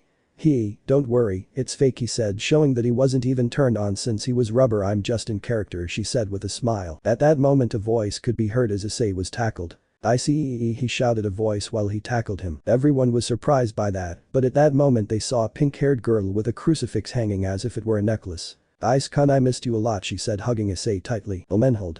Hey Mocha-chan, what are you doing, she said looking at the pink-haired girl. At that moment a brown boy appears with a smile. It's been a long time, right, Issei, she said looking at Issei. Seeing them, Issei only let out some tears and hugged them both tightly. Issei. I never thought I would see them again, she said hugging them while they hugged back. Issei's companions were only curious about the scene that was playing out in front of them. Issei. Wow, a lot has really happened, he said looking at both of them. Mocha-chan became a very beautiful girl, and you became an idiot with more muscles than Tsukyun remembered, he said, making them both laugh. Mocha. Well, me and Nai-san have been training a lot and we've been through a lot just like you, as we've heard, right? She said looking at her brother. Tsukyun. Hahaha, well just like you, idiot, and what clothes are you wearing? It's obvious that the vampire hunting movies went to your head, she said with some mockery. Issei. Hey, I have to get into character if I want to work well, he said to her, so they both laughed. Asia. Issei-san, who are they? She said curiously. Issei. Sorry girls, well this is Tsukyun Akashiya and Mocha Akashiya, a couple of vampires and my best childhood friends, she said with a smile. Everyone. What? Elmenhold. Mocha-chan, is he telling the truth? She said looking at the pink-haired girl. Mocha. Yes, Ice-kun is a good friend of mine along with Nai-san, she said hugging Issei. Tsukyun. I was hoping to see you here, after all my parents gave permission for Azazel-san to place the teleportation circle in his territory, she said with a smile. Issei. Hehehehe, how are Mr. and Mrs. Dracula? She said with some mockery. Mocha. Moo, don't call my parents Ice-kun, she said with a cute pout. Issei. Sorry. Tsukyun. They are fine, but if they hear the nickname you gave them again, they will surely drain every last drop of blood from you, she said, thinking about how her parents would feel again when they heard Issei's nickname. Irina. Issei-kun, are they your childhood friends? She said curiously. Issei.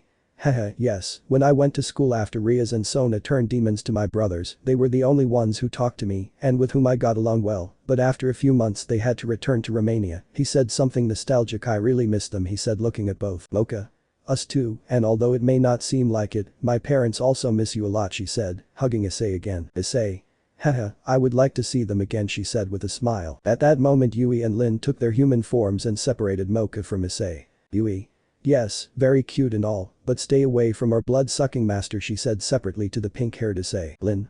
Yes, you bother a little, she said with jealousy. At that moment Matcha just smiled to kneel in front of both girls. Mocha. You seem very beautiful, why don't you marry my little brother, she said as she smiled and knelt down, as if she was going to ask them to marry him. Tsukyun. Mocha stopped that, she said, to grab her sister by the collar of her shirt and take her away from both girls. Forgive her, she is always like that, said somewhat embarrassed. Mocha. I'm just helping you, Nai-san. Oka-san and Odo-san are already a little worried since you're not interested in any girl and they think you're gay, she said looking at her brother. Tsukyun. I'm not gay, damn it, I'm just not interested in getting a girlfriend right now, she said looking at her sister. Mocha. Nai-san, I don't judge, and Oto-san and Oka-san are already ready for you to come out of the closet, so do it whenever you like, she said, putting her hand on the boy's shoulder. Issei. Ha ha ha ha ha ha, wow, I didn't know you had those tastes, she said mockingly while she laughed. Sukyun. Shut up. The three of them just laughed while the others just felt somewhat left out of the conversation. Sukyun. Well, I never imagined that you were the descendant of the god of the Bible and the king of demons, she said looking at Issei. You are full of surprises. Issei. What can I tell you, apparently the world loves me or thinks I'm important, she said with a smile. Sukyun. When the stories that an albino who calls himself the Shinigami kicked the butt of a certain cow and seduced the queen of the Yakase with her daughter, I knew it was you, he said with a smile, but I took it for granted, surprised that they called you the king of the harem, ha ha ha ha, he said while laughing. Issei.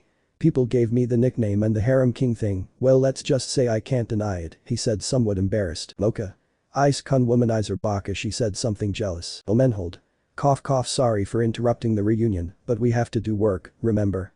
She said she looking at the three young people. They only looked at the vampire loli for a few seconds to ignore her and continue her conversation. Issei. And tell me how it went. She said she with a smile. Omenhold. Don't ignore me. Issei. Hey ha ha ha, and tell me how hard have you made yourself? She said she with a smile. Sukyun. Ooh, oh, you don't want to have asked that, she said she with a smile. Time skip. You could see a chestnut tree and an albino in the middle of a field, both were on a battlefield about to fight. Issei. As I remember, you told me that you could even regenerate limbs with your great regeneration that rivals the phoenix, although I didn't really know or care much about what you told me when we were children, she said with a smile. Sukyun. Haha, it's obvious that you don't change, but yes, my powers and regeneration can rival those of the phoenix, she said with a smile. Issei just snapped his fingers to change her outfit back to her usual trench coat. Issei. Well, let's see what you can do, she said with a smile. They both just smiled so that in a burst of speed, they both collided forearms, while a large shock wave made the place shake. Part 49. More vampires. In the land of vampires you can see an albino fight with a chestnut. While everyone watched the impressive battle between both young men, it was a hand-to-hand fight with great skill that surprised most of those present. Both kicked and dodged the attacks to counterattack them with force. Issei only had a smile on his face, while Tsukyun had the same smile. Mocha. It seems like they're having fun, she said, happy to see them both with a smile. Ikeno. Mocha-chan, when did you meet Ice-kun? I asked curiously. Mocha. Gigi, well, we were friends at school, we were exchange students, we went to Japan in winter, since at that time of year the sun rarely rises, and our parents had some problems to solve. I still remember how I met Ice-kun, he said happily. Flash black, a pink-haired girl can be seen being picked on by some boys in a park. Child 1. But she looks at that hair, you sure are a weirdo, he said with mockery. Child 2. And you're very pale and stupid, I'm sure your parents and siblings are retarded. The children only made fun of her while she was alone, she could lower her head while she shed some tears, but at that moment she heard someone hit one of the children, and at that moment she saw Issei hit the one who seemed to be the leader of the bullies. Issei. Leave us alone, they are just bullies, she said looking angrily at the boys. Child 1. Sniff sniff, she let out some tears when she felt the pain on her cheek. Why, you'll see, you will pay us, hyoudou, he said to go with her friends. Issei only calmed down a little and looked at the pink-haired girl watching him while he was still on the ground. Issei. Are you okay? He said looking at the girl. Mocha. Why yes, said still in shock. Who are you? Issei. It's a pleasure, I'm Issei hyoudou, she said with a small smile, and are you? Mocha. I'm Macha Akashiya. Issei. Well, it's a pleasure, Mocha-chan, he said happily. After that, Mocha's brother arrived and thanked Issei for saving his little sister. They both went home, and the next day they spent time with Issei. The three boys became Issei's best friends until it was time for them to return to Romania. Then flash black. Mocha. Since then we have both missed Ice-kun a lot, of course, we also told him that we were vampires, and he was very excited, although he had already told us that he had already had contact with the supernatural. Yuri.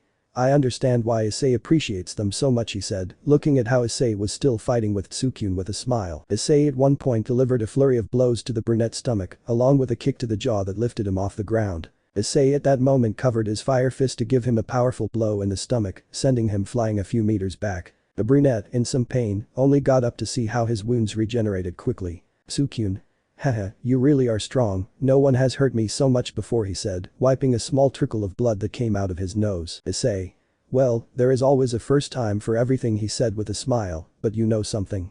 As your friend, my duty is, he said, so that he will pull out a stake from his shadow vampiricide, he said with a smile. Guard. Ulmenhold saw him back, he said, upset when he saw Issei, he would take out the stake. Azazel. Issei, what the hell are you doing? Put that away before you cause a political disagreement. Girls, I told you not to bring any of that stuff, he said looking at the girls. Roswis. We couldn't do anything, Yui, and Lin taught Issei-kun to make a kind of pocket dimension that only he can open and store things, he said, looking at Issei with a bead of sweat on the back of his neck. Issei just threw the stake which the brunette easily avoided, but I didn't expect that Issei with Yui would quickly cut off his right arm, making him moan in pain. Sukyun. Shit, why the hell does it hurt so much, he said looking at his wound that was not regenerating. Issei. Haha, that's because the blade Yui and Lin are bathed in holy water, lethal to demons and vampires alike, he said, pointing his sword at Issei. So tell me, do you want to dance? He said with a sadistic smile. Mocha. How strange, I had never seen that smile on Issei-kun before, he said looking at how Issei was trying to decapitate his brother. The girl continued watching, but at that moment a voice echoed in her head. He is not only an angel and a demon, he is also a dragon, I recognize him by his scent, said the voice. Mocha. Girls, Issei-kun is a dragon. Asia. If he is, why do you ask? Mocha. It's better that I stop this now, he said to take off the crucifix that he has as a necklace. Issei was still trying to kill his best friend, well he was just trying not to die at the hands of his best friend, but at that moment Issei dodged a kick from an albino girl. Issei only stepped back to see how in front of him was a matcha with white hair. Issei. Hello Mocha Black, he said looking at the albino. Mocha, I thought you wouldn't show up. Mocha. Well, things have changed, and you know well that vampires don't regenerate instantly from wounds like that, he said, pointing to Tsukyun's missing arm. Issei. Haha, sorry I got carried away, he said with a nervous smile. Issei only used his white flame to return his arm to his friend, which he was grateful to see the girl again. Mocha. It seems that you have become very strong, Baka, she said looking at Issei. Issei. Haha, well a lot of things happened, he said scratching the back of his neck. The albino only licked her lips to make Issei grab him by her shirt and kiss him in front of everyone, causing everyone to be shocked. Mocha. Ha, your lips now taste better than before, I wonder if your blood will taste the same. He said looking flirtatiously at Issei. For the first time, Issei got nervous, which surprised the girls and Azazel. Issei. Maybe. At that moment Yui and Lin took their human forms to separate Issei from the vampire. Yui. Stay away from the bloodsucker, she said jealous. Lin. Master will not be one of your servants. Mocha. Hahaha, how funny, he will be my future husband, and when he bites that neck again, I will vampirisate him so that he can be a cute vampire like me, she said with some arrogance looking at the girls. The entire Issei harem. Over our dead body. Mocha. Haha, well that can be fixed, she said, so that his nails would grow and sharpen like daggers, I'll just have to kill each one of you. The girls just got ready to fight, but at that moment Tsukyun placed the crucifix on the girl's neck so that Matcha's hair returned to normal. Mocha. Sorry girls, I don't control my counterpart when she takes control, she said embarrassed and blushing. The Keno. Counterpart. Tsukyun. Well, let's say that Mocha has a lot of power, but that power manifests itself in a wild and uncontrolled way that causes Mocha to acquire a second personality, Issei, and I named her Mocha Black. It's like a delinquent and wild version of Mocha, he said simply. Yuri. Yes, but why did Issei-kun get nervous when she approached him? She said that Issei had not been like that with a girl before. Tsukyun. They don't want to know about Issei's previous traumas, she said looking at her friend who was blushing a little. All. Traumas. Mocha. Don't tell that it is shameful, she said blushing. Tsukyun. Well, let's say Mocha Black did a lot of things to Issei when he was a child. Flash black. You can see a child Issei in Mocha's room, everything was normal, but at that moment Mocha was kissing and touching Issei's body while he was just moaning from the vampire's touching. Issei. Mocha don't do that, he said blushing while he was alone. He continued licking her neck. It makes me feel weird. Mocha. Come on, I know you like it, don't you want me to do it with you here and now? He said looking at Issei that he was just in bed afraid of what her friend could do to him. Issei. And no, I don't want that, please stop, he said begging him to stop. The girl just smiled, but before she could grape him through the door, Tsukyun entered with a matcha crucifix to reseal that personality. And flash black. Tsukyun. After that, Issei was traumatized. I couldn't catch Mocha Black without getting nervous or stuttering. Mocha. I'm really sorry, I didn't mean for my alter ego to do something like that, she said apologizing. Issei. It's okay Mocha-chan, I know that your other you has a different way of acting and thinking. The boys continued talking, but at that moment a small voice took the boys out of their world. Omenhold. Cough. Sorry for the interruption, but we have things to do, remember? She said looking at the boys. Tsukyun.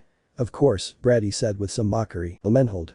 Don't call me that, you will regret your words, she said to start hitting Tsukyun's breasts in a tender way. Issei.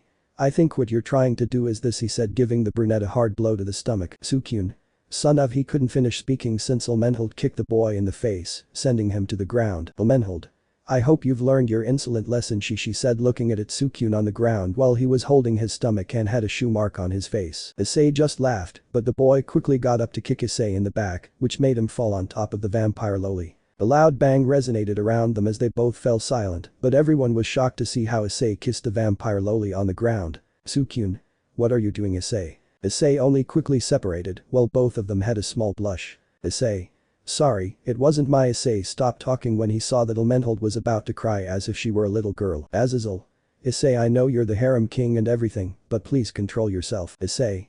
It wasn't my fault. Sorry, I said, trying to calm the girl. I'll give you sweets, but please don't cry, she said, trying to stop the loli from crying, while behind Issei her girls were with an aura of death. Akeno. Ara, Ice-kun is a womanizer. It seems we will have to punish him, he said with a look and smile that conveyed pain. Kaneko. Issei-kun is a womanizing lolican, she said, upset. Issei. I already told you it wasn't my fault. Guard. Elmenhold-sama, no one saw this, just let me take care of it. The guard was stopped by the loli while she stood up and wiped her tears. Elmenhold. And no, nothing's wrong, it was just an accident, she said, wiping her tears and trying to act mature. There's no point arguing now, just take them to the transport, she said, something blushing and avoiding seeing Issei. Azazel. Thank you very much for your understanding. I will make sure that my womanizing friend does not cause problems, he said, looking at Issei, who was only tied by his hands and feet, while he had a blindfold on his eyes and mouth that said pervert and lolican, while they put him into a van. Destrucción. Well, Elmenhold. No, they won't leave, Mocha-san. Can I ask you a favor? She said, looking at the pink-haired girl. Mocha. Of course. Time skip. After a while the boys just left, while in the distance the little vampire only watched them walk away. Guard. Elmenhold-sama, with all due respect, no one else saw what happened. We can send the ninja vampires to kill them in the confusion of the war, she said, whispering the last thing in her master's ear. Elmenhold. No, I'll deal with that later. For now the Teeps clan conflict is the priority, she said she would be her, but every time she remembered to kiss, she blushed. Baka. On another side, we see how a blue-haired dragon saw her many treasures, while her two companions guarded what looked like the entrance to a very large burrow. Hella. Wow, I didn't know you had so many treasures, and so old, she said, looking at a crystal skull and other things that looked like a map to the fountain of youth. Are you sure one of these will work, Tiamat? Tiamat. If you just trust. The girl just stopped and felt a sudden jealousy run through her body. Hella. What's wrong? Tiamat. I suddenly feel like killing vampires, she said with some jealousy. Change of scene. Aridid can be seen next to Azara, Yu and Kiba, but at that moment both girls felt sudden jealousy. Yu. What's wrong, Butchu? Riaz. I feel like hitting Issei for some reason, she said, something annoyed. Azara. Yes, I'm sorry too, he must be a womanizer again. With Issei, you can see Issei still tied up while the girls just looked at him with some annoyance. Issei only used his flames to burn the ropes and free himself, but when he removed the blindfold that covered his eyes, he only saw how the girls looked at him with a terrifying aura. Issei only put the blindfold back on his eyes and pretended not to see anything. Part 50. Powerful enemies. The gagged Issei could be seen in a truck while Roswis was driving the truck with Azazel as co-pilot, but he was only trying to calm down since the fallen man could only hear the murmurs of the girls trying to decide what punishment to give Issei for kissing Issei. A girl. Issei was just trying to free himself, but he couldn't since apparently the girls tied him with something much stronger. Akeno. Ara, no matter how much you try to free yourself, we bind you with chains made of Nordic metal. They are very resistant and enchanted, so even with your flames, it will take you a while to break them, he said, looking at Issei who just stopped fighting. Roswis.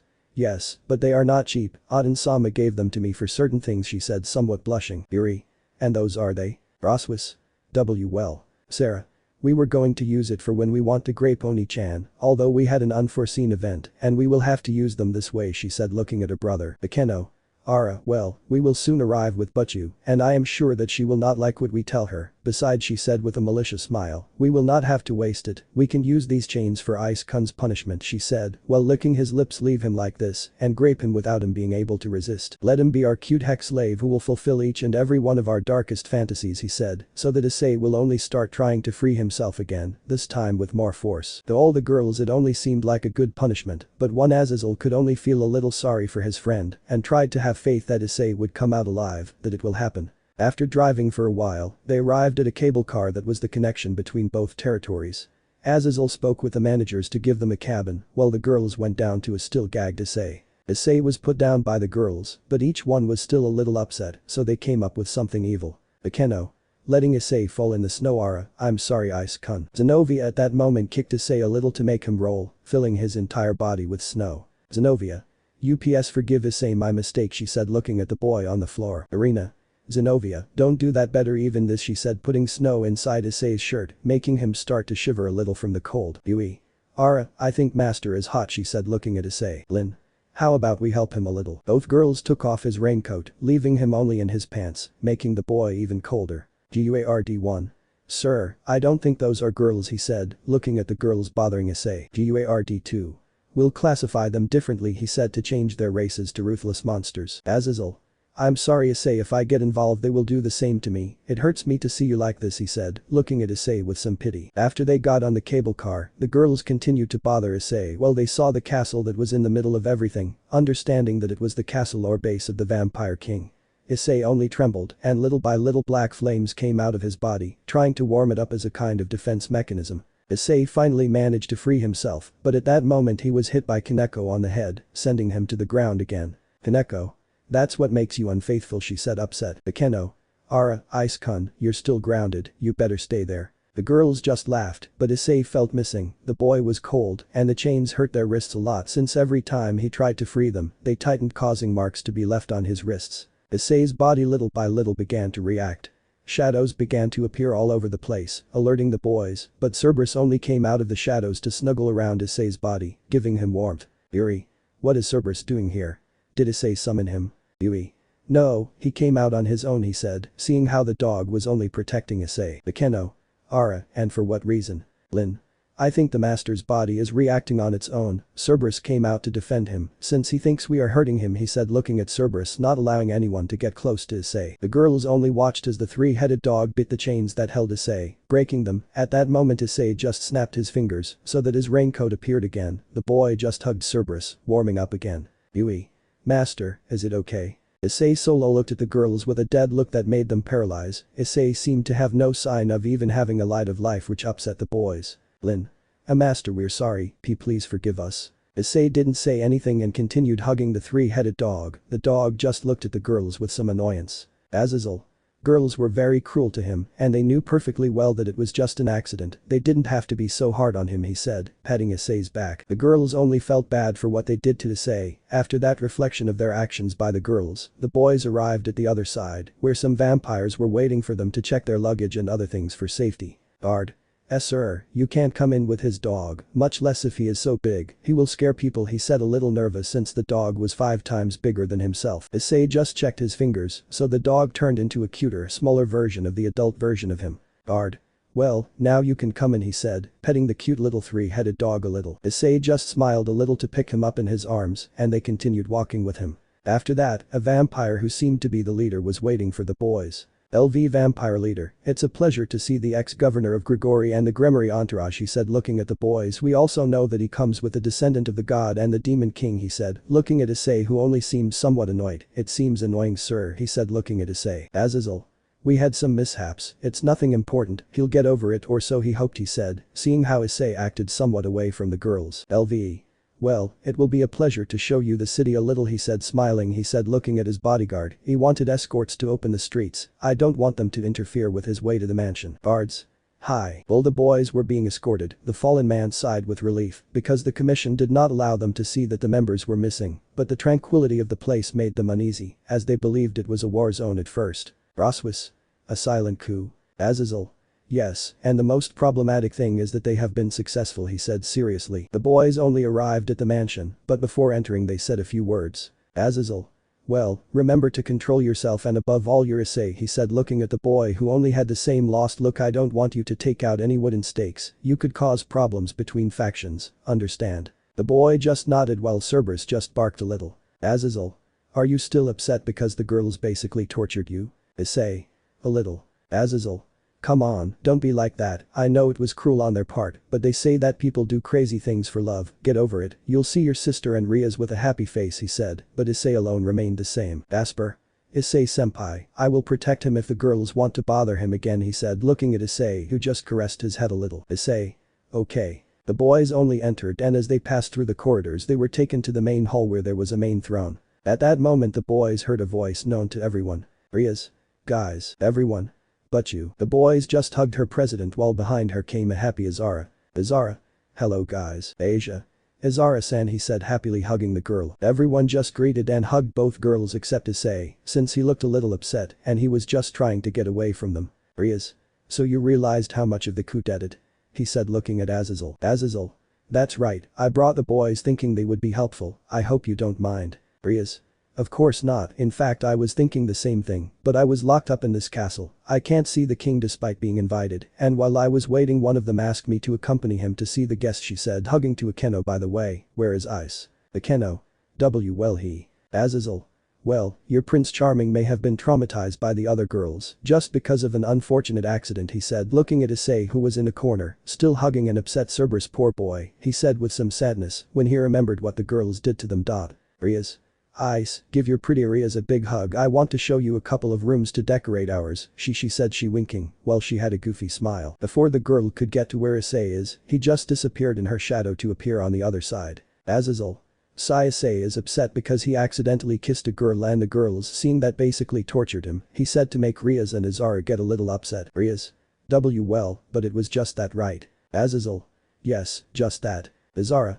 Poor Oni-chan was mistreated by some bad girls, she said, hugging Issei, but don't worry, One-chan will help you forget those bad times. Issei just stuck his head between the brunette's breasts while he was alone caressing him. Riaz. Hey, I was going to do that. Both girls only caressed and pampered Issei, while the other girls only felt jealous. After that, the boys were surrounded by guards with armor and swords, saying that they were meeting the new governor, taking them to a large room with a red tapestry and the symbol of the house. At the back of the place you could see a blonde woman sitting on the throne in a noble suit, next to her some vampires of the same hair tone. As they watched the guests, although they noticed that the woman's gaze seemed empty, like if his eyes had lost their light, something that Issei knew perfectly well. Nice to meet you, my name is Valerie Teeps, he said, introducing himself with a forced and empty smile that gave a little sadness to those present but left a serious albino. Valerie.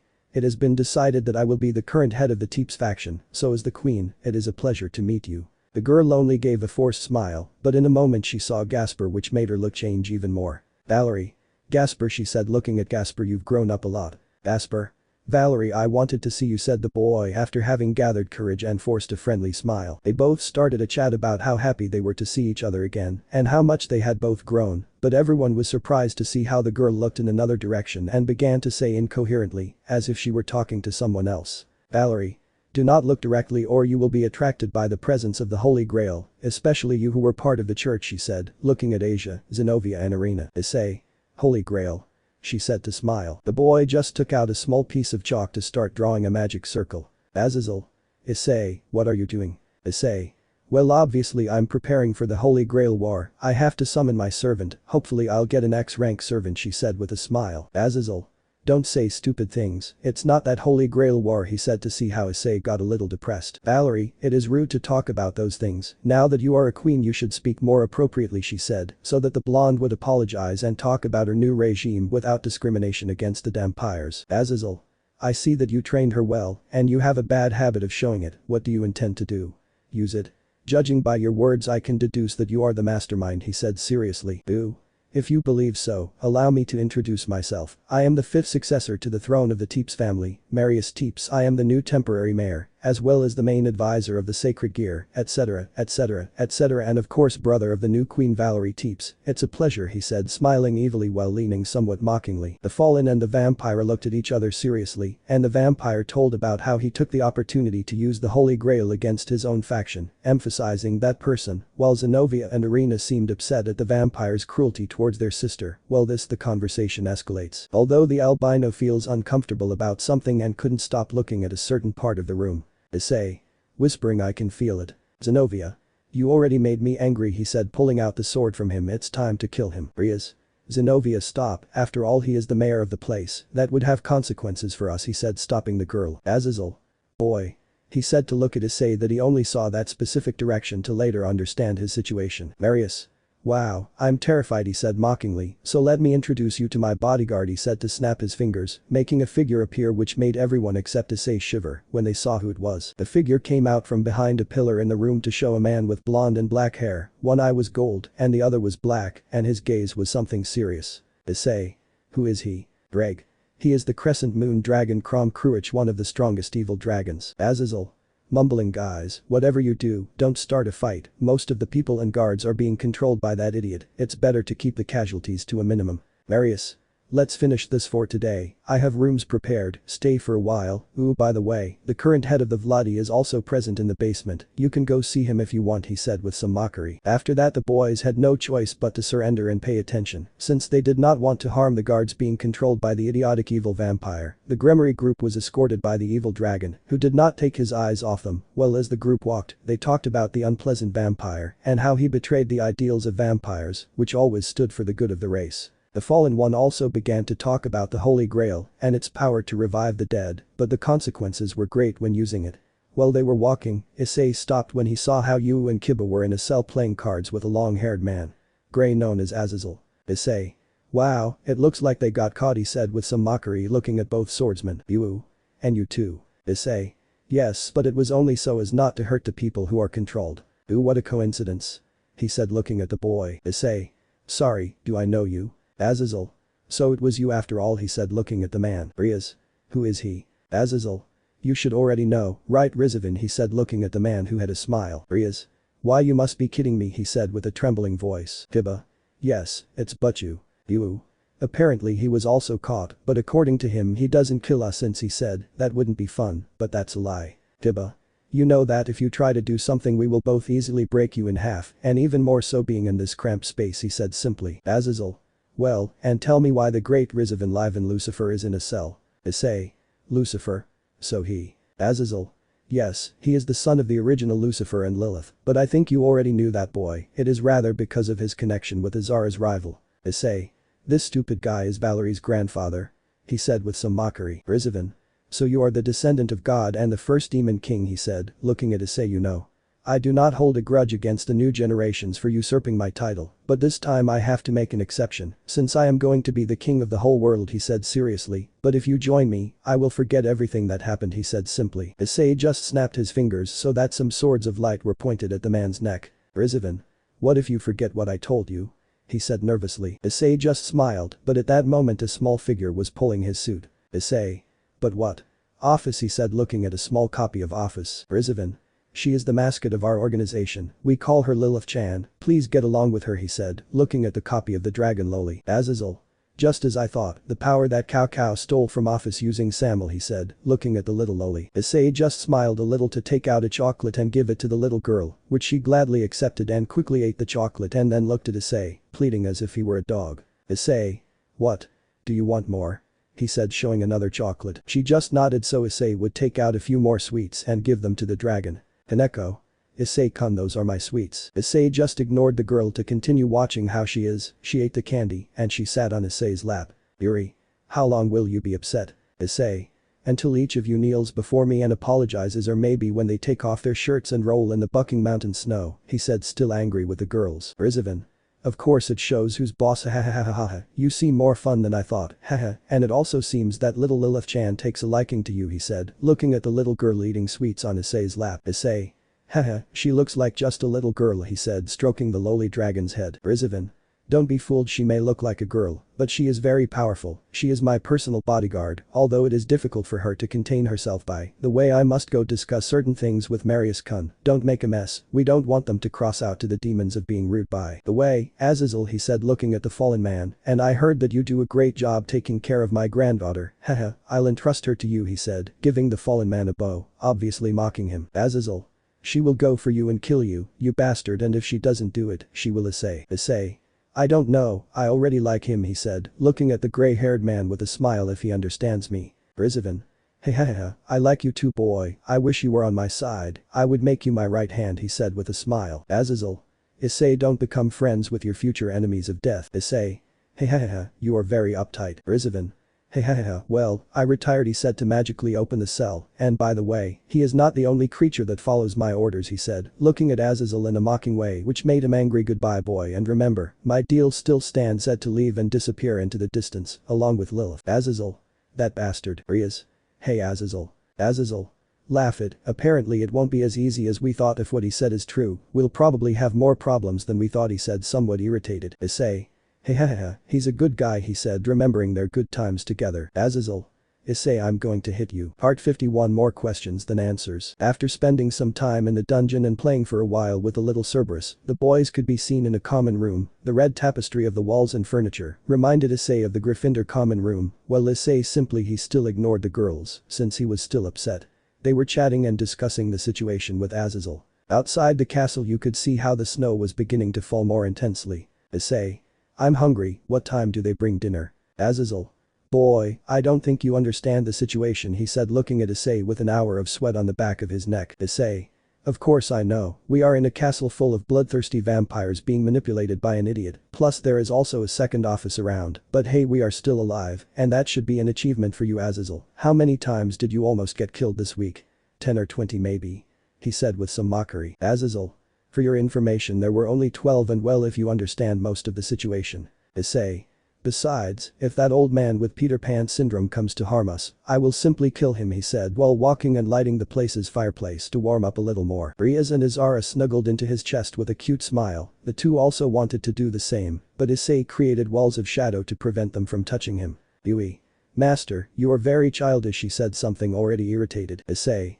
By what right do you say that I almost got hypothermia because of you? The only ones who can hug me are Riaz and Azara, she said as she also hugged little Cerberus. Akeno. Bad ice cunt, she said with a pout. Issei ignored the girls while he hugged Riaz and Azara, causing the others to be jealous. Riaz. I could stay like this forever, she said with a tender smile. Azara.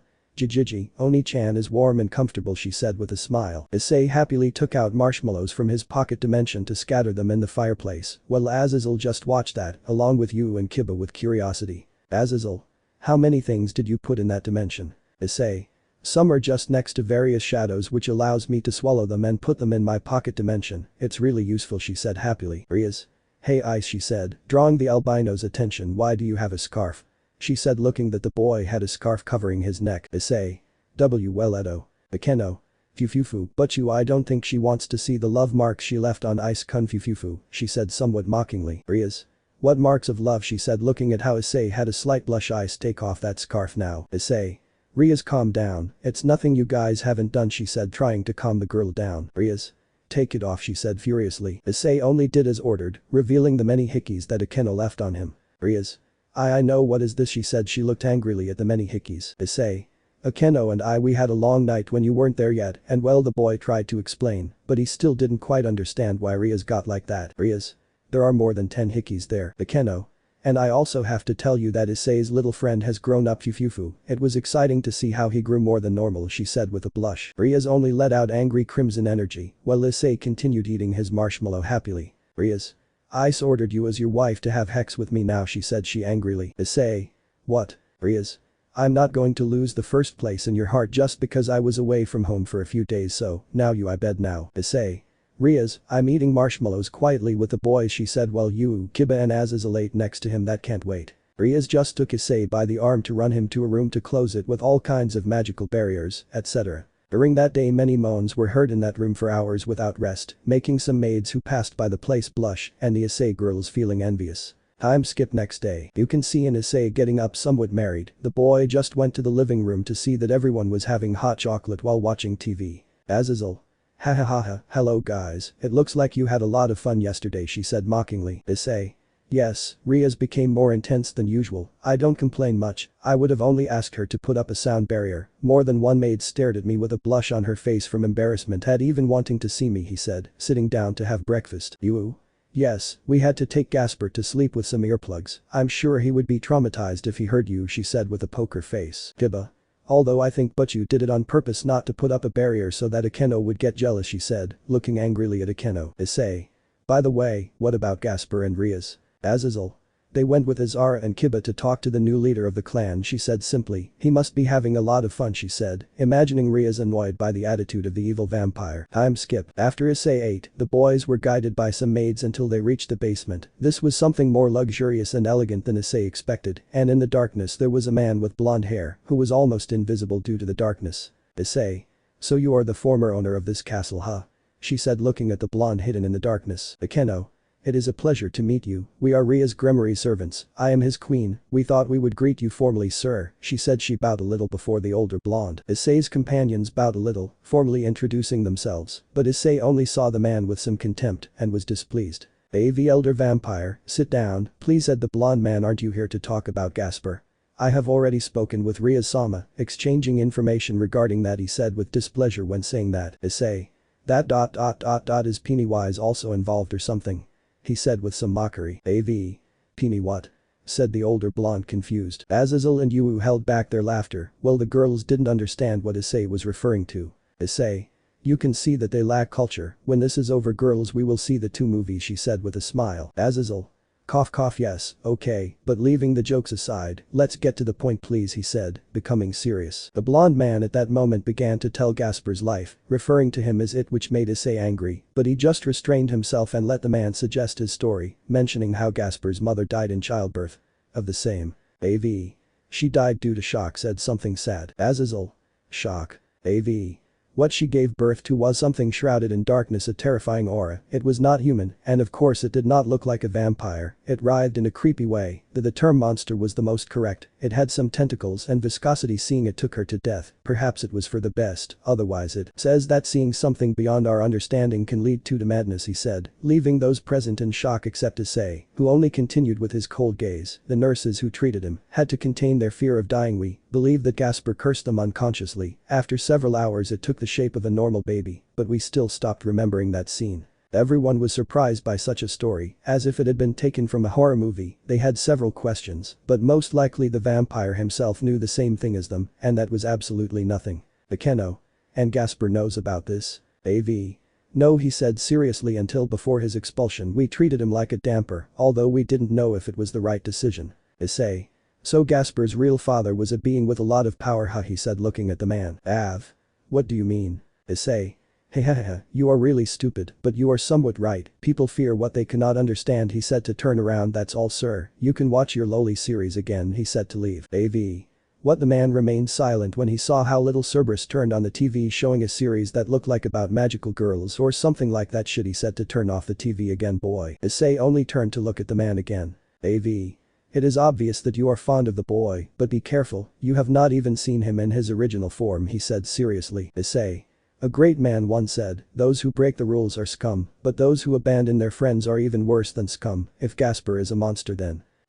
I don't care, he said to look at the man intently. I am too, and Gasper is my friend, so even if he is an octopus or a transvestite I don't care. I will always support him because that's what friends do, he said to surprise the man by his motivating words. Goodbye, old man. Time skip. After that conversation, which made everyone's mind fill with questions about who Gasper really was, after a while the boys were invited to have tea with the leader Valerie. Riaz was waiting for them with a smile, but she had a look on her face.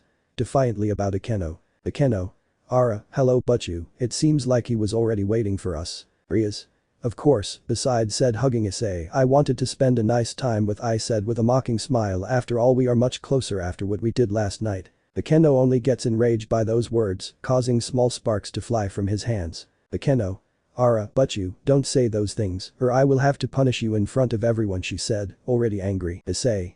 Girls, please don't make a scene, she said, trying to calm them both down. Riaz. Haha, as if you could, we both know that I'm much stronger than you, he said with mockery. Akeno. Don't underestimate me, Butchu, maybe you'll get a surprise. They both continued fighting, but Issei quickly separated them so that they would not suggest with their strange competition of who was Issei's favorite. Issei and the others sat down to drink tea, but each of the girls had to admit that they were not so comfortable that Issei was so close to a girl, since his fame as the harem king, along with his rare perverted luck, made him was a magnet for every woman, regardless of her race. Issei would just sit and drink some tea to calm down, but Valerie would start talking to herself due to the effects of the Holy Grail, and Issei would start to do the same. Valerie. Can you see it too? She said looking at Issei. Issei. No, but you can hear it clearly. Valerie. Gigi, you're the first person to tell me that, she said with a gentle and kind smile, which made all the girls stare at Issei and Valerie. You're interesting. Issei. Haha, maybe just a little, she said scratching the back of her neck. They both talked a little, causing jealousy in the girls and a little jealousy in a certain little blonde vampire. Upon returning to her room, they began to discuss with Azazel about the effects of the Holy Grail on the girl and how they should hurry to help her. Part 52 Vampire Hunting. A few days have passed since the Grimoire group arrived in Teep's territory. The Damper and Kaneko usually spend time with Valerie to drink tea. The Redite and her queen usually attend to other diplomatic matters, while Azazel has not appeared anywhere these days, although he usually sends a message to the boys to say that everything was under control. Although Issei only thought that he was with some vampiresses enjoying life. On the other hand, Issei has been much more serious than normal since he arrived at the castle. The encounter with the evil dragon has made him think a lot, especially since he had tea for the first time with the leader of the Teeps clan. He was alone looking at the view from the balcony. She still remembers the scene. While her companions were talking at the table with her, he kept looking at her bodyguard. Time became slow. The voices around them became incomprehensible echoes. It was just the two of them exchanging glances without expression. Issei, she said, a loud voice, breaking Issei out of her thoughts. Issei. Ah. What's happening, he said, looking at Valerie. Valerie. Issei-san, is something wrong? She was blank, she said, looking a little worried about the boy. Issei. And no, it's nothing, I was thinking about some things, she said to pat the blonde's head and get up from the table. The boy just sat in front of the fireplace while still looking somewhat lost. Valerie was a little surprised, but at that moment Irina and Zenobia approached her. Irina. It's been like this lately, she said, looking at the boy who only saw the fire in the fireplace. Asia. Do you think he's upset? Zenobia. I doubt it. When he's upset he takes on a more antisocial attitude or just trains to get even a little. Irina. What will happen to him? She said, something worried about the boy. Kiba. Girls, what are you doing? She said, appearing on the scene. Zenobia. Nothing very important, but shouldn't you be with Butchu? She said, looking at the blonde next to you. You. Well, actually we just came to give you a message from Butchu. He wants you to go out to the city to buy some things. Zenobia. Wait, can we go out to the city like nothing happened? Kiba. Well, obviously we will be watched by some vampires, plus Butchu thinks it would be a good time to clear our minds, she said simply. Irina. By the way, Kiba, do you think Issei-kun, she said, looking at Issei a little worried. Kiba. No, he's not upset, she said, looking at Issei. You. He's just thinking, she said simply. Asia. Really? Isn't she mad at us yet? You. Don't worry, it's been a few days, but I guess she's thinking about something else, she said, looking at how Issei was blank. Azazel. Hehehe, maybe he's thinking about his next victim, he said mockingly as he came out of a hologram with Roswis. Maybe he's thinking about seducing the leader of the Teeps clan. All. No way, they said, annoyed. Zenobia. We won't let that happen. Irina. No bloodsucker will confront Issei-kun. Azazel. Hahaha, well, leave it alone, knowing him it shouldn't be anything very important. Time skip. We see how Issei along with the trio from the church, Roswis and Yuri walk through the city. The residents looked at them with curiosity and a bit of surprise, some with contempt, but they were only heading to the shopping center, while one Roswis had little stars on her eyes. Eyes when looking at some stores that were similar to those that only pay 100 yen. After Roswis bought all kinds of things, the boys continued on their way, and Issei had to admit that even though it was a vampire facility, they had a lot of merchandise for human consumption. Irina. Where did Issei-kun go? She said, looking for the albino. The girls looked for Issei for a few moments, but at that moment an Issei appeared with a Lilith while he carried her on her shoulders. Everyone. That's Lilith. Issei. Hello girls, look who I found, she said, while the loli ate a chocolate on top of Issei. Yuri. Issei-kun, that is. Issei. Yes, she is the bodyguard of the old man from Rizavin, she said simply. Irina. And why do you have it on top of your shoulders? Issei. I met her there and I offered her some sweets. After that she didn't want to leave me, so I just gave her sweets, and she hugged me for some reason, she said, while pulling Issei's hair to get me to give her another sweet. Yes, here, giving him another chocolate bar. Asia. Jijiji, how cute it is, as if she would carry her daughter, she said, looking at Issei next to Office. At that moment, each of the girls imagined a somewhat more mature Issei carrying his children on his shoulders, making them blush. A while later the boys arrived at a restaurant. The group ate a couple of dishes, while Office only copied what Issei did. Issei only had a drop of sweat on the back of his neck, since he looked like a cute little sister trying to imitate Issei. His older brother. After they finished eating, Issei wiped Lilith's mouth, causing most people to think that little Lilith was her daughter. Roswis. I feel like I should be worried about this, but she said, looking at how little Lilith was sitting on Issei's lap. This doesn't surprise me anymore. Irina. Well, it's Issei, for some reason he attracts all the girls. After a while Lilith begins to smell Issei's body, which makes the boys strange. Issei. I don't have any more cookies, Gary, she said jokingly. Lilith. The same smell as Lilith, she said, surprising everyone since it was the first time she spoke. The girl smelled Issei's body unexpectedly, which was very similar to Office. Lilith. You smell like nostalgia red and big, the smell of a red dragon. Issei. I don't smell like Great Red smells like me, she said with a smile. Lilith. Boy, it smells like candy and cookies, she said, looking at Issei. Issei. I'm not just any guy, I'm Issei hyoudou, the only one in detergent, and they are Asia, Yuri, Zenobia, Irina and Roswis, he said, pointing to the girls. Lilith. Issei. She said, confused. Issei.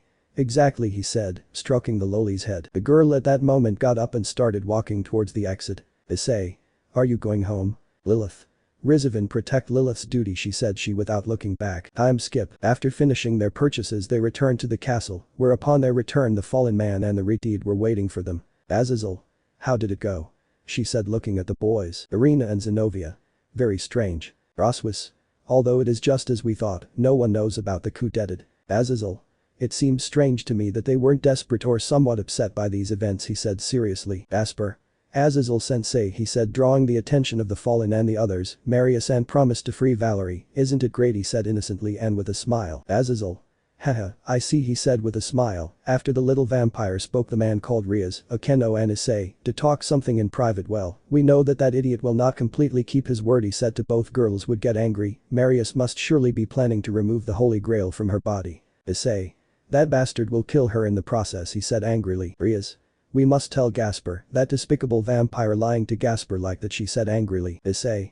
Yes, but we have to be careful, not because they will hurt him, but because he can use Valerie as a hostage, he said, impressing the three with his deduction. He can also use the guards and maid to try to stop us or as hostages likewise, and to top it all off, he has an evil dragon as his backguard. We have to make a plan, he said seriously. Akeno and Riaz. He's so hexy when he takes things seriously and head on, she said, looking at Issei with heart-shaped eyes. Azazel.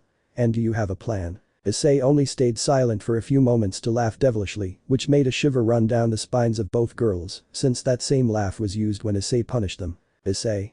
Yes, I have one, but we will have to have an escape route just in case, he said, returning to his serious face. After a while of discussing the information that the fallen man got and the information that he sent to the demon faction about the location of the ancient Mau, a magic circle with the Citri symbol appeared on the ceiling of the room. Enya. Ready, it took me a long time to make an escape route that will connect this room with the outside, but it's done. Issei. Well done, Benya, he said, congratulating the Shinigami, making her blush. At one point the circle began to glow, missing the boys, but a certain blonde vampire emerged from it. Ilmenhold. Kai-aya. Issei only managed to catch the vampire in her arms, but Mocha and Tsukyun also came out of the magic circle. Tsukyun fell face first onto the ground, while Matcha fell on top of him, cushioning his fall. Greg. It's raining little white women, this must be a gift from the world for Issei. Azara. Shut up, Drake. Issei. Guys, she said happily as she watched her two childhood friends arrive. Ilmenhold. B, put me down, she demanded the vampire as she touched down again after being caught by Issei. Issei was about to hug Matcha and Tsukyun, but at that moment he became tense as he saw Matcha's hair color and saw that it was platinum. Mocha.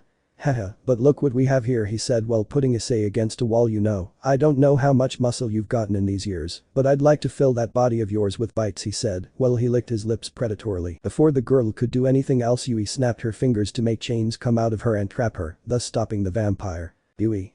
Stay away from our blood-sucking master, Lin. We are the only ones who can make marks on master's body. After they put the crucifix on Mocha, he returned to normal and apologized for the attitude of her counterpart to start talking about the important issue they had to resolve. Ilmenhold. I'm glad that everyone is well, she said to look at the albino and look away with a blush on her face. There is something important that I want to report to you, she said. It would be we have received information from Marius Teep's faction. He plans enter the final phase with the help of the Holy Grail. Issei. Are you planning to summon servants to dominate the world or something? Azazel. Well, let's say it's a little more complicated. Asper. Final phase. Ilmenhold.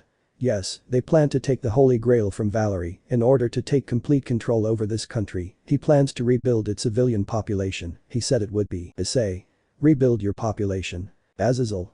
Shit, I didn't expect that. If he does it, we're in trouble. Issei. I don't understand. Do you plan to stop being a vampire along with the others in this population? Azazel.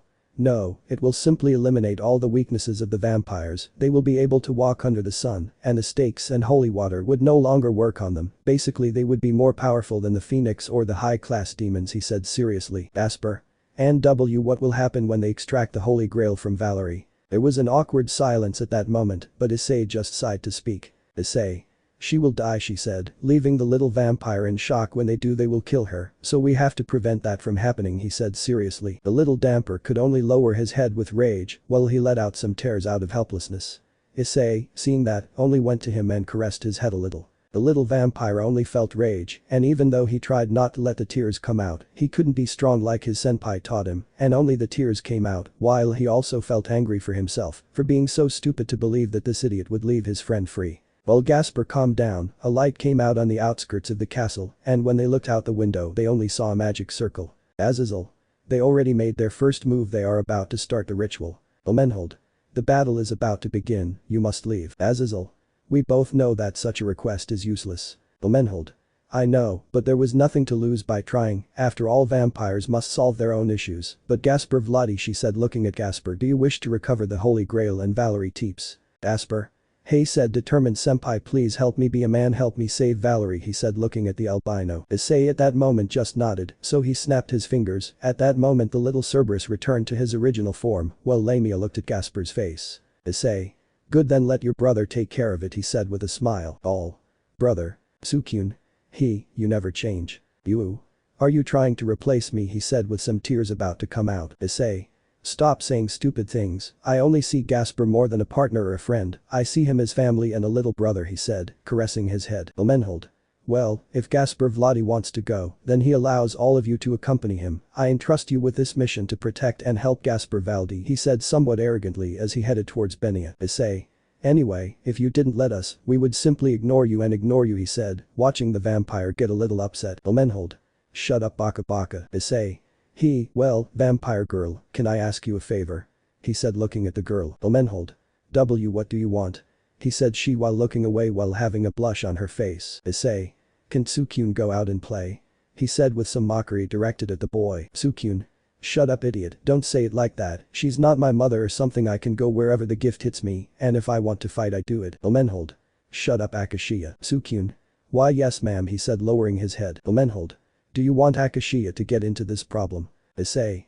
No, it's just for her to give us a hand. Omenhold. Do you think I'm your messenger?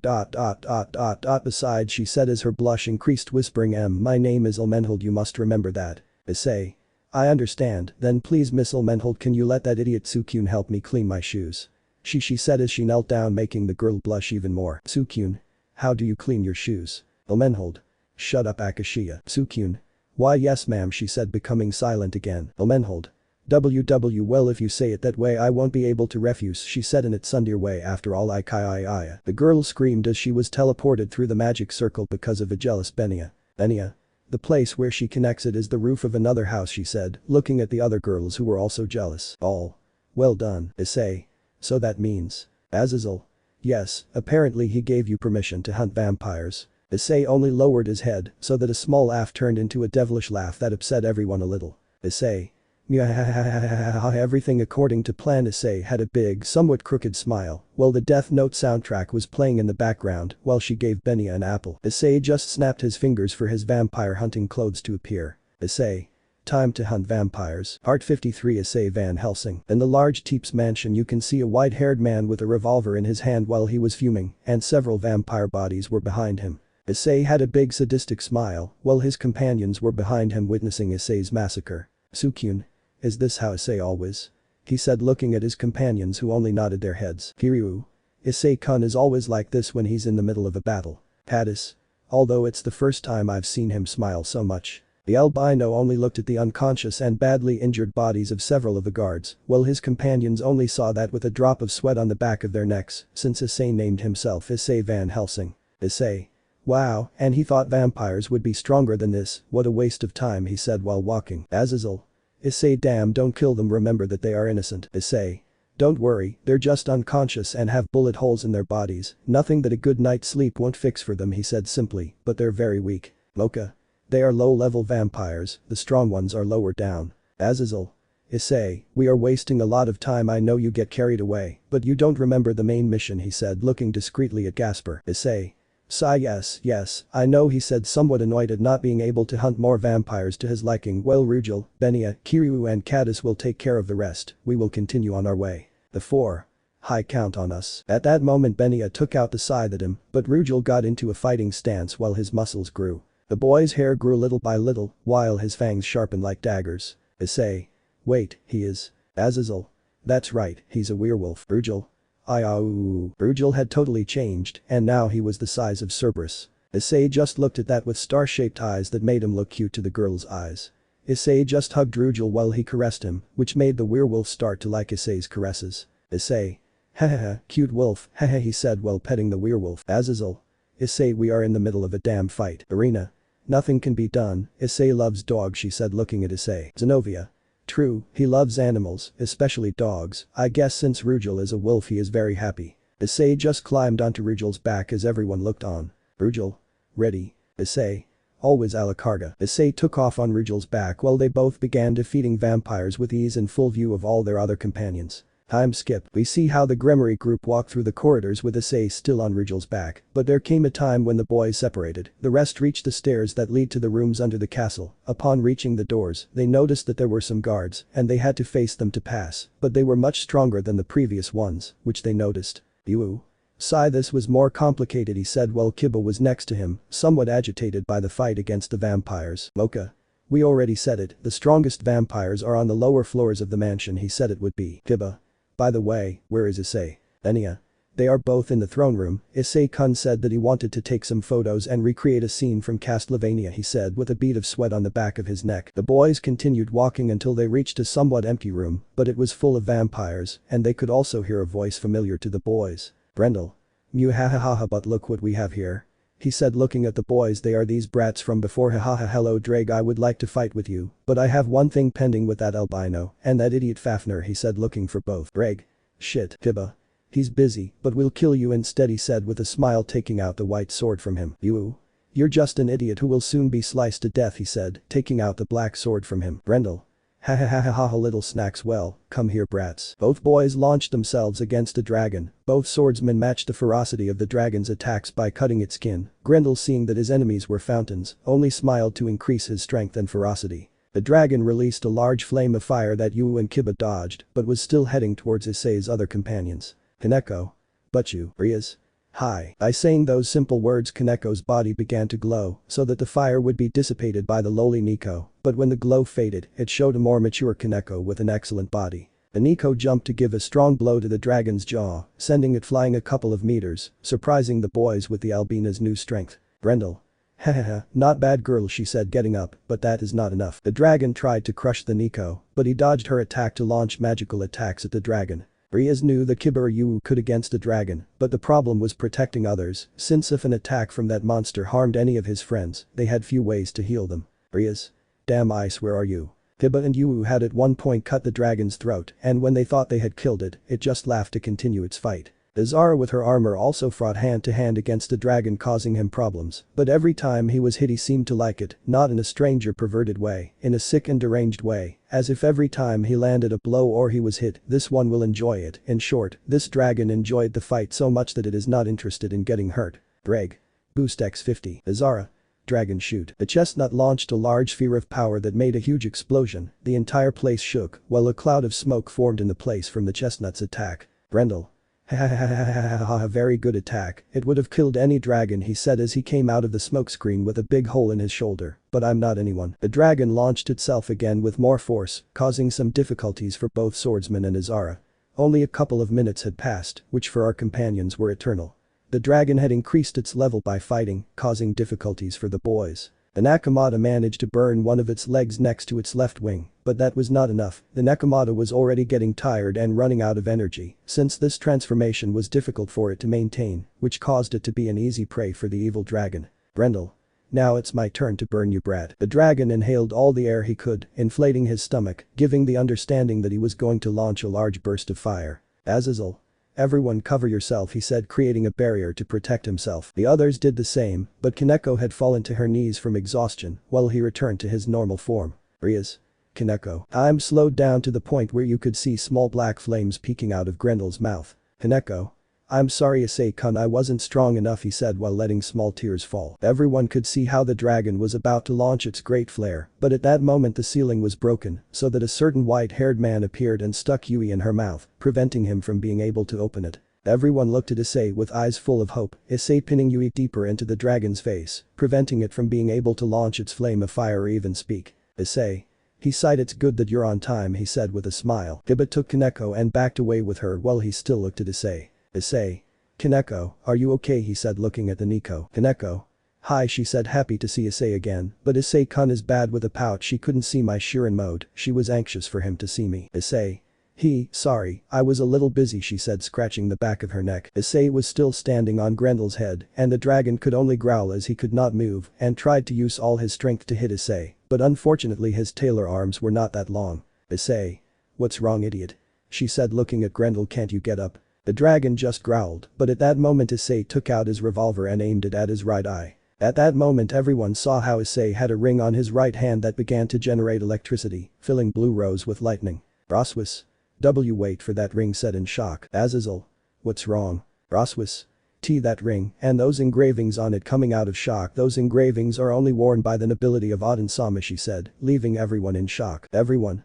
With Rias. The nobility of Odin. Azazel. So. Roswis. Yes, Issei-kun is now considered a member of Odin Sama's family, only the closest relatives can wear one." Issei just smiled to pull the trigger of his revolver, causing a great glow to come out of it so that Grendel's eye exploded, leaving him one-eyed. The dragon only roared with fury, while Issei jumped back, taking Yui back to her friends. Issei.